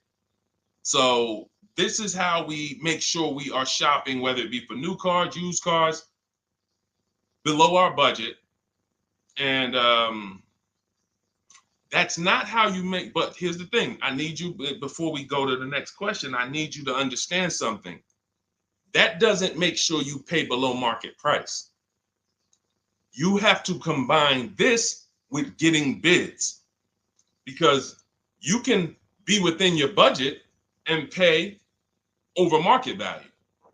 There's 3 types of prices you can pay for a car, whether it's a new car, used car, or lease. Did you pay market value? That's what everyone's paying. Average. Did you pay over market value? Our only deals we make are below market value. And the way that happens is through bidding and creating a marketplace around you where all these people are competing for your business. That is how you combine that with the budget. This will keep you below your budget, but it does not guarantee. If I gave this to you, all of you would be like, this is great. I'm never going to go over my budget again. But it does not, until you combine that with getting bids for whatever you're looking for, you still run the risk of overpaying, even if you're under budget. Okay? Clear? Type $ if you're all clear before we move to the next question. And there's no way for us to do this manually. If there was a way that you could do this manually, trust me, I would have told y'all to saw me make a video about it all day on my social media. There was just no way. We had to build software. And you know, in my book, you guys will have access to at least 5 calculators for counter offers for new cars, true value discounts when you put the new price you put the original new price of the used car deal whatever used car you're buying, you put the new car price in, and then you put in the asking price, and it tells you the true value discount, perfect budget calculator. We have at least 5 softwares that I've custom built, and to make sure you guys get great value. So again, I didn't want to be the person who said, you guys know, there's plenty of people who be like, man, the value I'm giving you guys, I'm gonna charge $2.99 for the book. Whatever. The people who pay, they'll save the money. And the people who pay, there'll be some people, because some people are gonna pay, they just see value. Poor people look at cost. Wealthy people look at value. People who are into financial literacy they don't ask themselves, how much does that cost? They ask themselves, what's the value I'm getting from that? And I could have said, well, you know what? I'm going to help you pay less than everyone on new cars, used cars, leases. We'll do $200, $300 for the book. And I only want to sell it to 1% or 5% of the pie. But at the end of the day, my mission is to help as many people want to be helped. And so that's why I said, okay, $97. But even our welcome offer, you got a chance to get it for $24 if you get there before the 30 minutes is up. Okay? YouTube link, get your copy. And make sure you save the support email, guys. If you see it scrolling across the screen. If, for instance, you don't get your book in 5-10 minutes, it's usually because you typed your email wrong. Reach out to my support team. They'll get you the book immediately. And soon as you pay, go to TikTok. Look, y'all see the links. Go to my bio on YouTube and Instagram. Get your copy. And as soon as you pay your $24, there's going to be a page that says screenshot this page. Right on that page, you can access your book. I want you to have the book immediately, but I also, in case some of you type wrong, big thing, we fat finger stuff. I want you to have the support email so that you can reach out to my team so we can make sure that book is in your inbox so you can use it and start saving money and building confidence. Okay, Dolan, next question, man. Let's keep it rolling. Okay, there's something about Mary on Instagram. I bought a car as is, and in less than a month, motor lock, can I sue for selling me a lemon? I'm not a lemon law attorney, but that is not what a lemon law case is based off of, in my understanding. Lemon law case is based on you buying a vehicle and the same thing continuing to go wrong at least 3 times. That's a general overview of, what the lemon law process is. And if y'all are enjoying the broadcast on TikTok, can y'all just double tap the screen and keep running those likes up? Every time y'all do that, y'all help TikTok bring more people here, and I appreciate it. If you're going to spend some time with us and, every time just you hear something you like and you're like, man, we got to share this. Oh, and shout out to Madhu for sharing.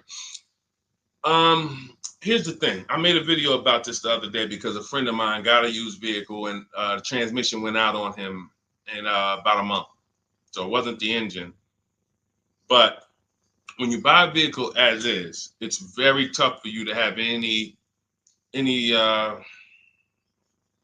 recourse, anything that you can do, because you're signing a contract that specifically says as is. It's very tough. What I would do if I was you, because the damage is done, I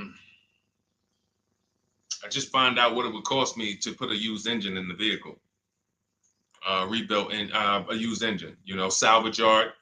You need to, and especially if you're buying cars that you're paying cash and you're buying as is cars, these are probably cars that are under 10 grand, 12 grand. You need a mechanic. See, because that's a strategy. There is a great strategy called buying inexpensive cars and having a local mechanic so you could do what's right. Oftentimes you could drive those cars for a year or two and sometimes sell them for what you got for them because you've outlived the depreciation. Those cars are not depreciating as much unless you overpay for them. If you overpay for it, then it's going to drop because you overpaid for it. But if you pay a great price on some of these vehicles, you can oftentimes win with this, but it requires skills. One of the skills is, how do I avoid engine issues, transmission issues? So a couple things. for those of you who may be going this route, you need to narrow your search down thoroughly based on title history, service records, accident history. That oftentimes you'll see, if I typed in right now 2018 Subaru Outback longevity. That's one of the things we do. It's in the 4th step of my book. Before we get prices on anything, we do a quick 5-minute search to make sure these aren't bad cars. There are bad cars out there, but there's data that shows us. If I type that in, it'll tell, okay, these vehicles are known for lasting 100,000 to 300,000 miles, depending on how they're maintained. That means you could have a quality vehicle, but if it wasn't maintained correctly by the first owner or owners, it's going to break down. The life cycle is cut short. These are preventable mistakes by simply checking Google. Now, we narrow these things down based on title history, service records, accident history. Once we do that, I don't mind buying a 10-year-old. I bought a car that was it's my around the city car. I drive it probably 200 miles a month. I bought it from a owner in South Orange. He was a 98-year-old man. He's had it for 10 years, and he knew everything about it. He leased it for 3 years, then he bought it. So he's really had the car for its entire life cycle. That's what you want, because you're able to look and see the service records. I don't mind. We have to take the risk off of ourselves, and the risk off of ourselves with used cars to prevent ourselves from buying these used cars that are breaking down on people, and they're always in the shop, and they're dying on the road, and you got to keep the tow truck on speed dial. It's simply a matter of checking to see the reliability records of the car, which is easily accessible on Google, the way I just said, and then making sure the one we get was actually maintained correctly. And that's going to give us the best chance of having a great experience. These are the steps we must take. But in your particular case, there's probably, I don't think you have a case. You can certainly reach out to a lemon law attorney. I don't think you have a case at all. I think because it's buyer beware with cars. It's buyer beware.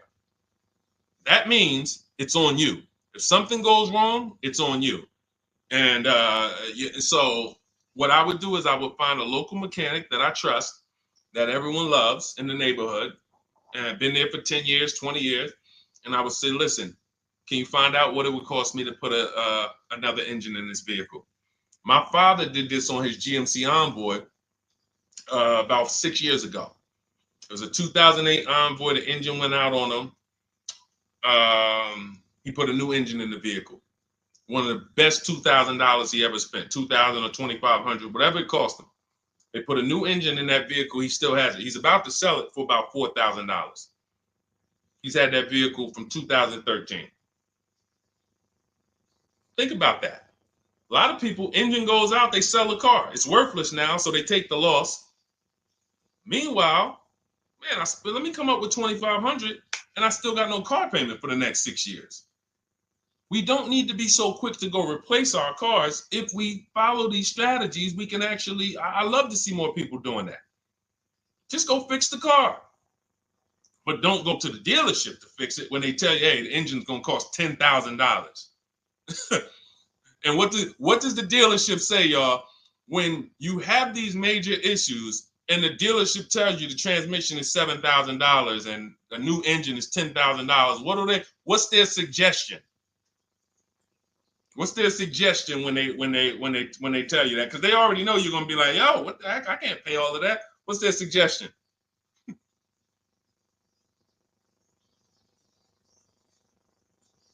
see, let me give y'all some time to type. I just want y'all to know, this is how the system works. So I know somebody. Look, thank you, J. June. Trade it in. Thank you. You see how we can? Oh, look, N.Y. Anderson, buy a new one. So what they do is, exactly, Victoria, they're going to suggest a new vehicle. So if we know, now watch this, as your vehicle is worthless, you don't have any opportunity to put it on a competitive market to see Well, how much would somebody pay for that? They've already assessed the value, and they want to structure your deal, have you take that major loss for that engine. They're going to put the engine in for a lot less than that, and they're going to resell it, and now they sold you another car. When you could have just literally went to a mechanic, got a rebuilt or got a used engine, put in that vehicle, cost you $2,500, maybe $2,000, and literally you're on the road for another couple years with no car payment, keeping money in your household versus now I'm in another $400 a month payment. Okay? This is what it's about. And if you're like Deshone, well, I don't want to keep a car that long. We talked about you earlier. You shouldn't be buying cars. Because the keepers on here who keep cars 8 years, 10 years, who has a car they've had in their driveway for more than 8 years? Type the number of years. I want to explain something we're gonna help a couple people learn a lesson here about themselves, because they're gonna be like, they're gonna realize they're not keepers. Look, look, we need to show people, because some people think, oh, I keep my cars a long time. I keep them about 6-7 years. We need to show that that's not a long time in the world of cars and depreciation. So Michael, 15 years. Michael got a car that he's had for 15 years. Let's go. Type the number of years you've had it if it's more than 8. Look, Vancia, 11 years. Let's see. See, a lot of people don't keep their cars. Look, N.Y. Anderson said, I drove my last car 14 years. All right, Connie, 15 years. She has a 2004 Chevrolet. Tony on Facebook, 2006. Now, watch this, y'all. If you ask me, Deshone, what's the way to get the most money out of a vehicle? It's to do what they're doing. Tanaya, 9 years. No, Renata, not less than 8. Not less than 8. We're trying to put you into a different cat. We're trying to help you see the category you should be in. Look, 9 years. Donna, 15 years. What's so important for y'all to see about these people is that they have beat depreciation. And that means whatever their vehicles are worth today, a year from now, they're going to be worth about the same. If their vehicles are worth $4,000 today, a year from now, they'll be able to still sell it for about $4,000. But the thing is, they're trying to get the most money out of it because the cost of replacement is expensive compared to what they're doing. No matter how much they got to pay to keep those vehicles on the road every year, a little couple $100, maintenance, whatever, it's nothing compared to going and getting a new car and bringing hundreds of dollars a month or thousands of dollars in the form of cash out of our household. And everyone's not going to do that. And that's okay. You should not be buying cars. You should be shopping for below market leases. Because again, there's 2 ways to save money.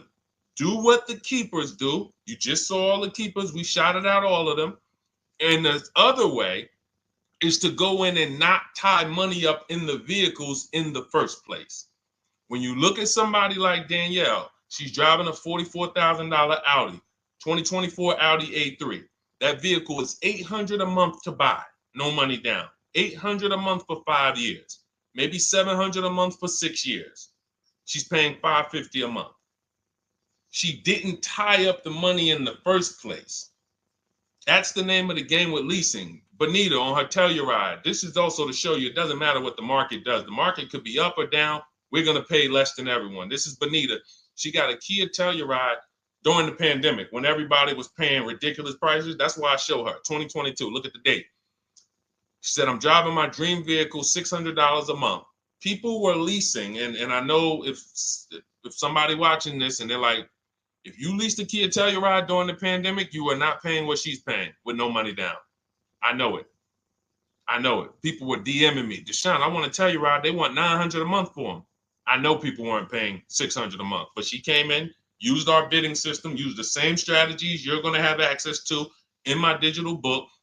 She got $600 a month from home without being in a dealership. Her dream vehicle. This is how you win. You're either going to not tie up your money in vehicles. You're going to drive new vehicles that don't have problems because they're always under warranty and you're paying cents on the dollar compared to people purchasing. Or you're going to be a keeper like Michael and like Donna and like the people who said, okay, I'm keeping my vehicle this long. That's why in my book, it's 7 steps. But the first step is to ask yourself how many years you're keeping your next vehicle. That is the first question I would ask you if you and I were shopping together. My first question to you would be, Michael, how many years you want to keep the next vehicle? 8 or more or less than that? If you said to me, Deshone, I'm going to keep it at least 8. All right, let's go for the purchase. New or used, depending on budget, but we're purchasing.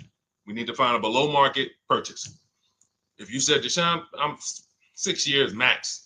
I can't see myself keeping a car more than 6 years. All right, we're going to shop for a below market lease. Because the money you're going to spend in a below market lease, when you get these below market lease deals, not commercial leases, not what you see on advertisements. Those are ridiculous prices. We don't pay those prices. None of these people that you see, Greg, Charles on his Palisade, none of these are advertisements. They're thousands less.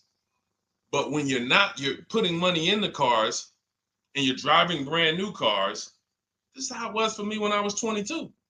This started for me at 22. I was working for Pontiac, and I leased a brand new Pontiac G6. It was $256 a month. $256 a month. It was like a $21,000 vehicle. Same time, I had a friend of mine.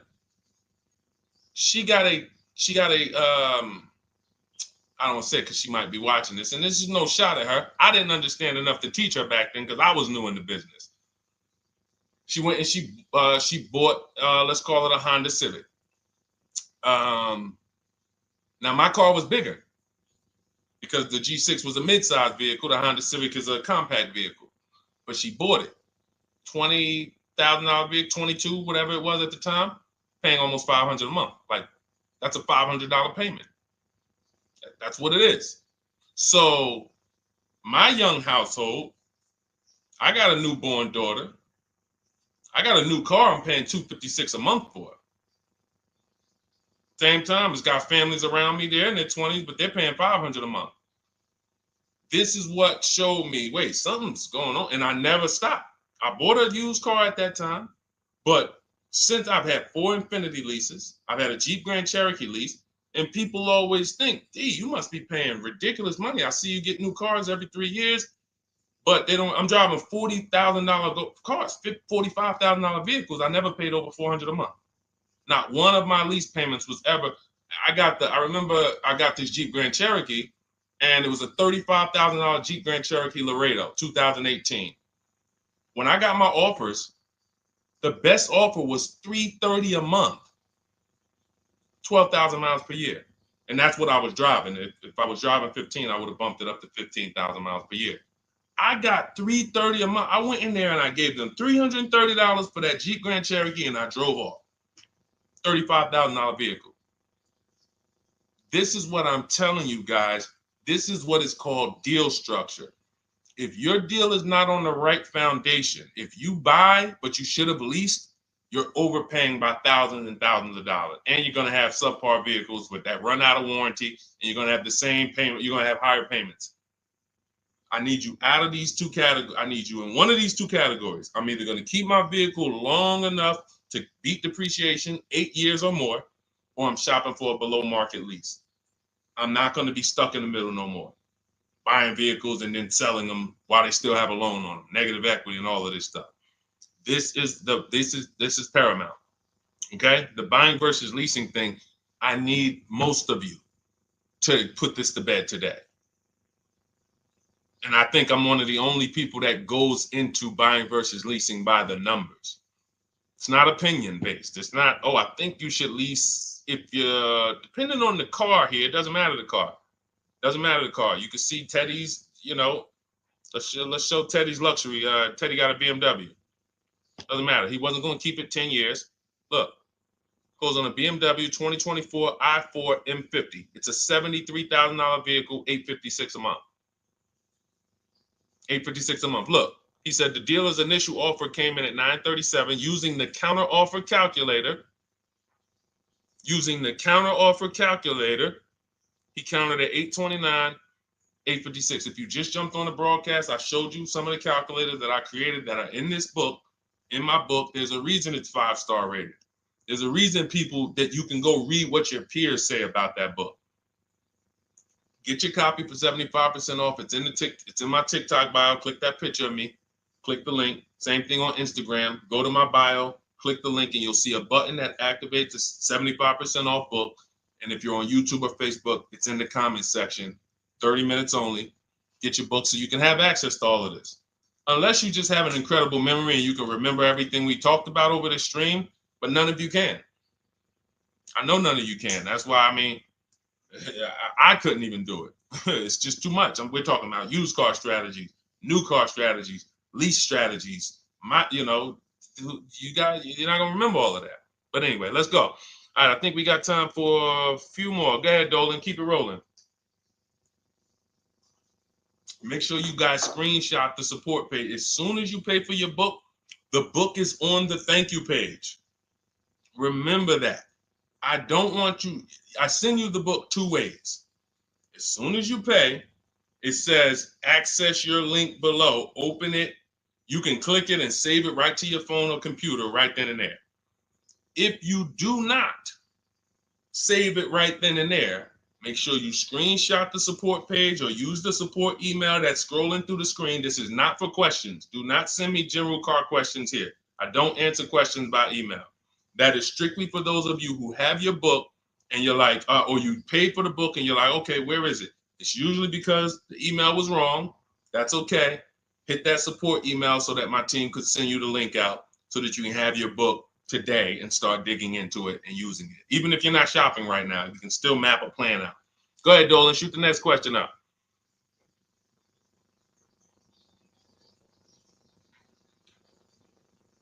All right, this is Victoria from TikTok. Any tips for how I can get the highest trade-in value for my existing vehicle? Of course, bids.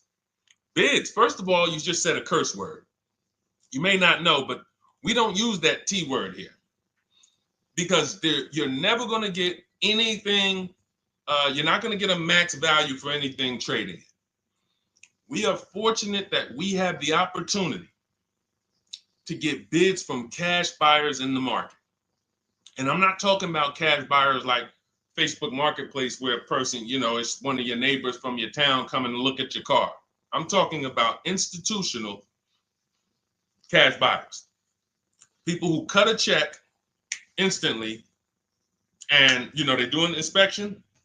That Jeep Grand Cherokee I sold to CarMax, they were the highest bidder 3 years ago during the pandemic.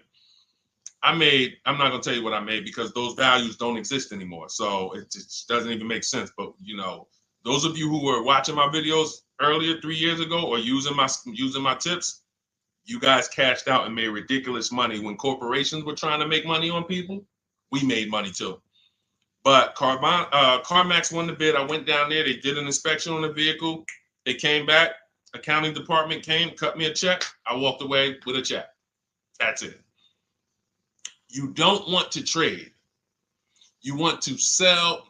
You want to break your not even break your transactions. I need you, Victoria, to realize there are three transactions in a car deal. Who you're going to sell your car to, that's one. Who you're going to buy your car from, that's another. Who you're going to get your loan from, that's the third one. Now, you're not always cash buyers. Deshone, I pay cash, then you don't need that. Deshone, I don't have a vehicle to replace, then you don't need that. But how do we make sure we get the highest value or the biggest discount? Bids. Each one, we make the market bid. So what you should do right now, Victoria, this is step 2 in my book. After we decide whether we're going to buy or lease our next vehicle, that's step 1. Then we move to what is called the equity assessment. We need to find out, do we have equity or negative equity? Equity assessment. We call our bank. If we have a loan, we find out what our payoff is. Then we're going to go to carmax.com. I'm going to give you the 6 companies. This is the equity assessment process. We do this for leases too. I don't know if we have time to go into that, but I'm sure there's people on here who didn't know you could sell a lease. Type a question mark if you didn't know. Deshone, what do you mean selling leases? I never heard of that before. Type a question mark if you didn't know you could sell leases. We have an equity assessment process for that too. But what you would do is you go to CarMax, Driveway, Carvana, Kelly's Blue Book Instant Cash Offer. This takes 20 minutes. Auto Nation, Sell My Car, and Car Gurus, Sell My Car. Car Gurus, Auto Nation, Kelly's Blue Book Instant Cash Offer, Driveway, Carvana, CarMax. 6 offers in 20 minutes. That's bids. See, everything we do is a bid. That's how we have peace of mind. We don't negotiate. We make people negotiate with each other. There's 2 schools of thought. I want to remodel my kitchen. I want to remodel my whole kitchen. I go in and I have 5 people come out to give me a quote. One of them comes in and I start negotiating with them. Hey, you got to take less. Hey, you got to take less. You got to take less. I don't know if it's a good price or not. But when I come in, the first person comes in, I say, hey, okay, great. Is this your best offer? I'm having a couple other people come by. Oh, okay. Okay, thanks a lot. Next offer? Oh, next offer? Oh, well, listen, look, I could beat that. Oh, I'll give you another 5,000 off. They're competing against each other. When someone knows you are shopping their competition, you're making them compete with each other. They're negotiating with each other, not with you. That's a bar. Type of exclamation point if you got that. When people know you're making them compete with their competition, they're negotiating with their competition, not with you. That's the power of bidding. That's why we got grandmothers and single mothers that can come in and do this. That's why we got people who can come in and do this. You know, how are people getting these prices?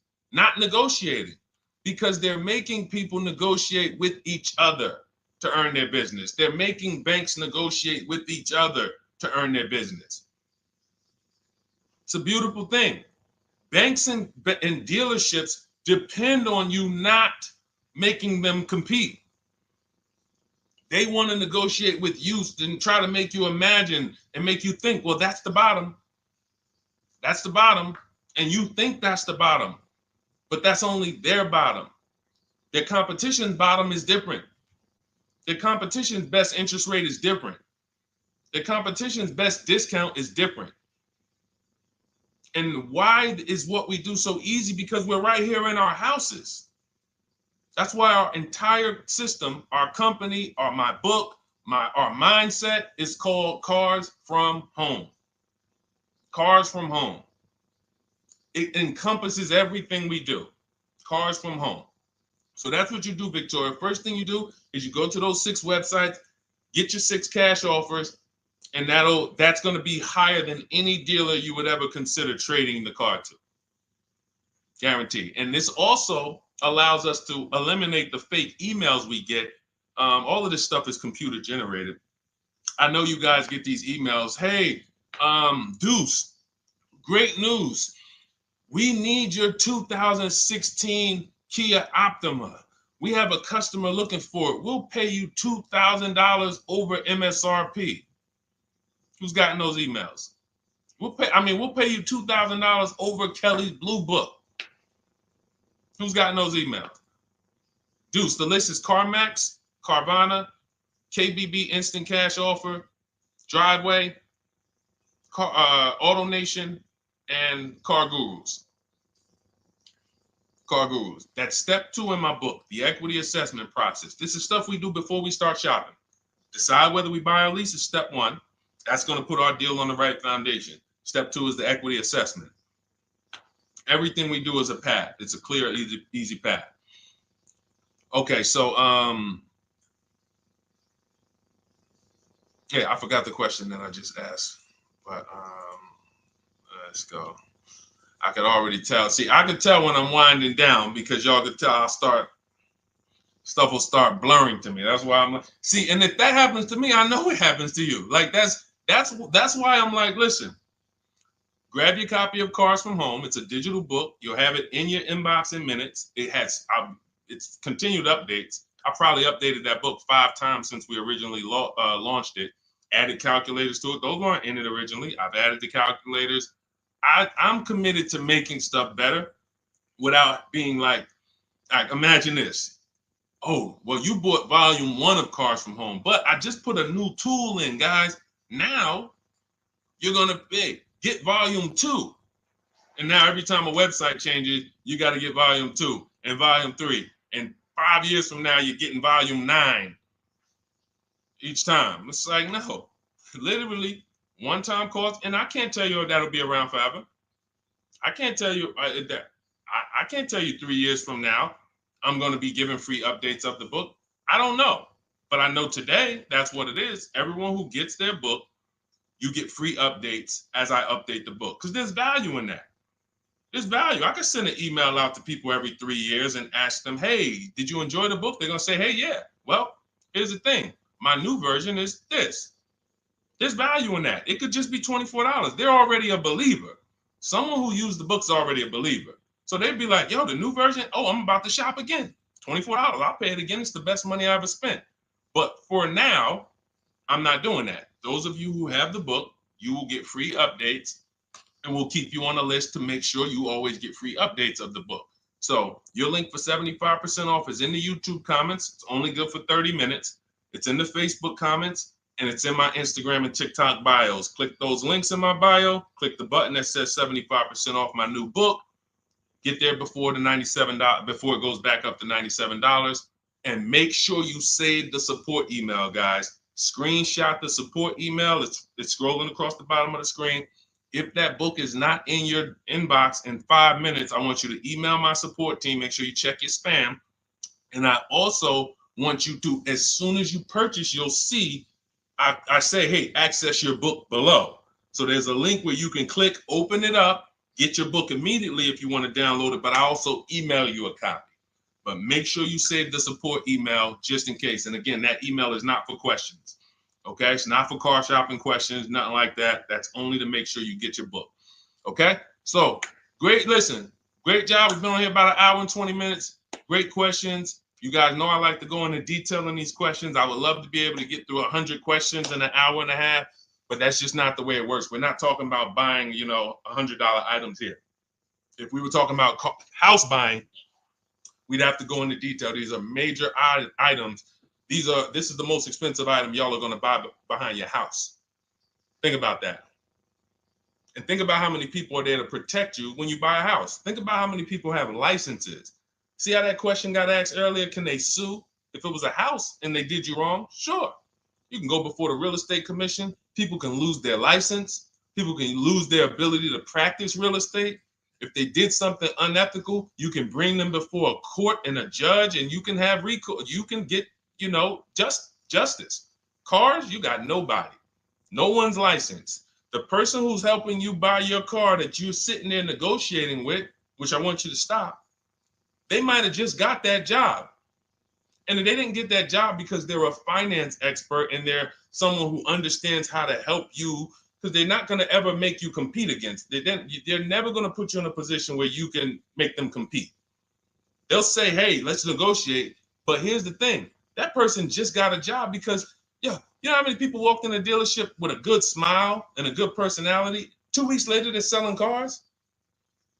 These are the people that are helping you. They're not licensed. They didn't go through school. They didn't go through ethics training. They didn't go through any of this stuff that realtors and brokers have to go through to help you buy houses. So when you get your car, it is on you. That's why you want me working with you. You want my blueprint. You're not by yourself. You're watching my videos. Once you get my book, you can stop watching my social media videos. I don't want you watching my social media videos if you have my book. It's just going to confuse you, because what my social media videos do is warn you what not to do. That's what my social media videos do. Don't do this. The worst thing you could do is this. The worst thing you could do is this. Don't do this. My book is teaching you what to do.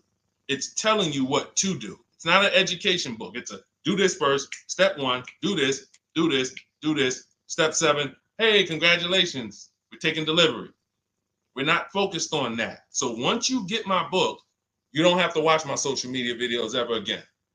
And I want to say that because a lot of people will get the book and still be watching them and trying to piece it together. You got my blueprint. You don't need those videos anymore. Okay? So always a pleasure, y'all. God bless you. To those of you who have your book, make sure you email me when you pick up your cars, send me all the details. Deshone, check this out. This is what I got. This is what I paid, so that we can bring you guys into the stream and continue to tell everybody about you. So about the results. All right. God bless y'all. I will see y'all on the next stream. Always a pleasure.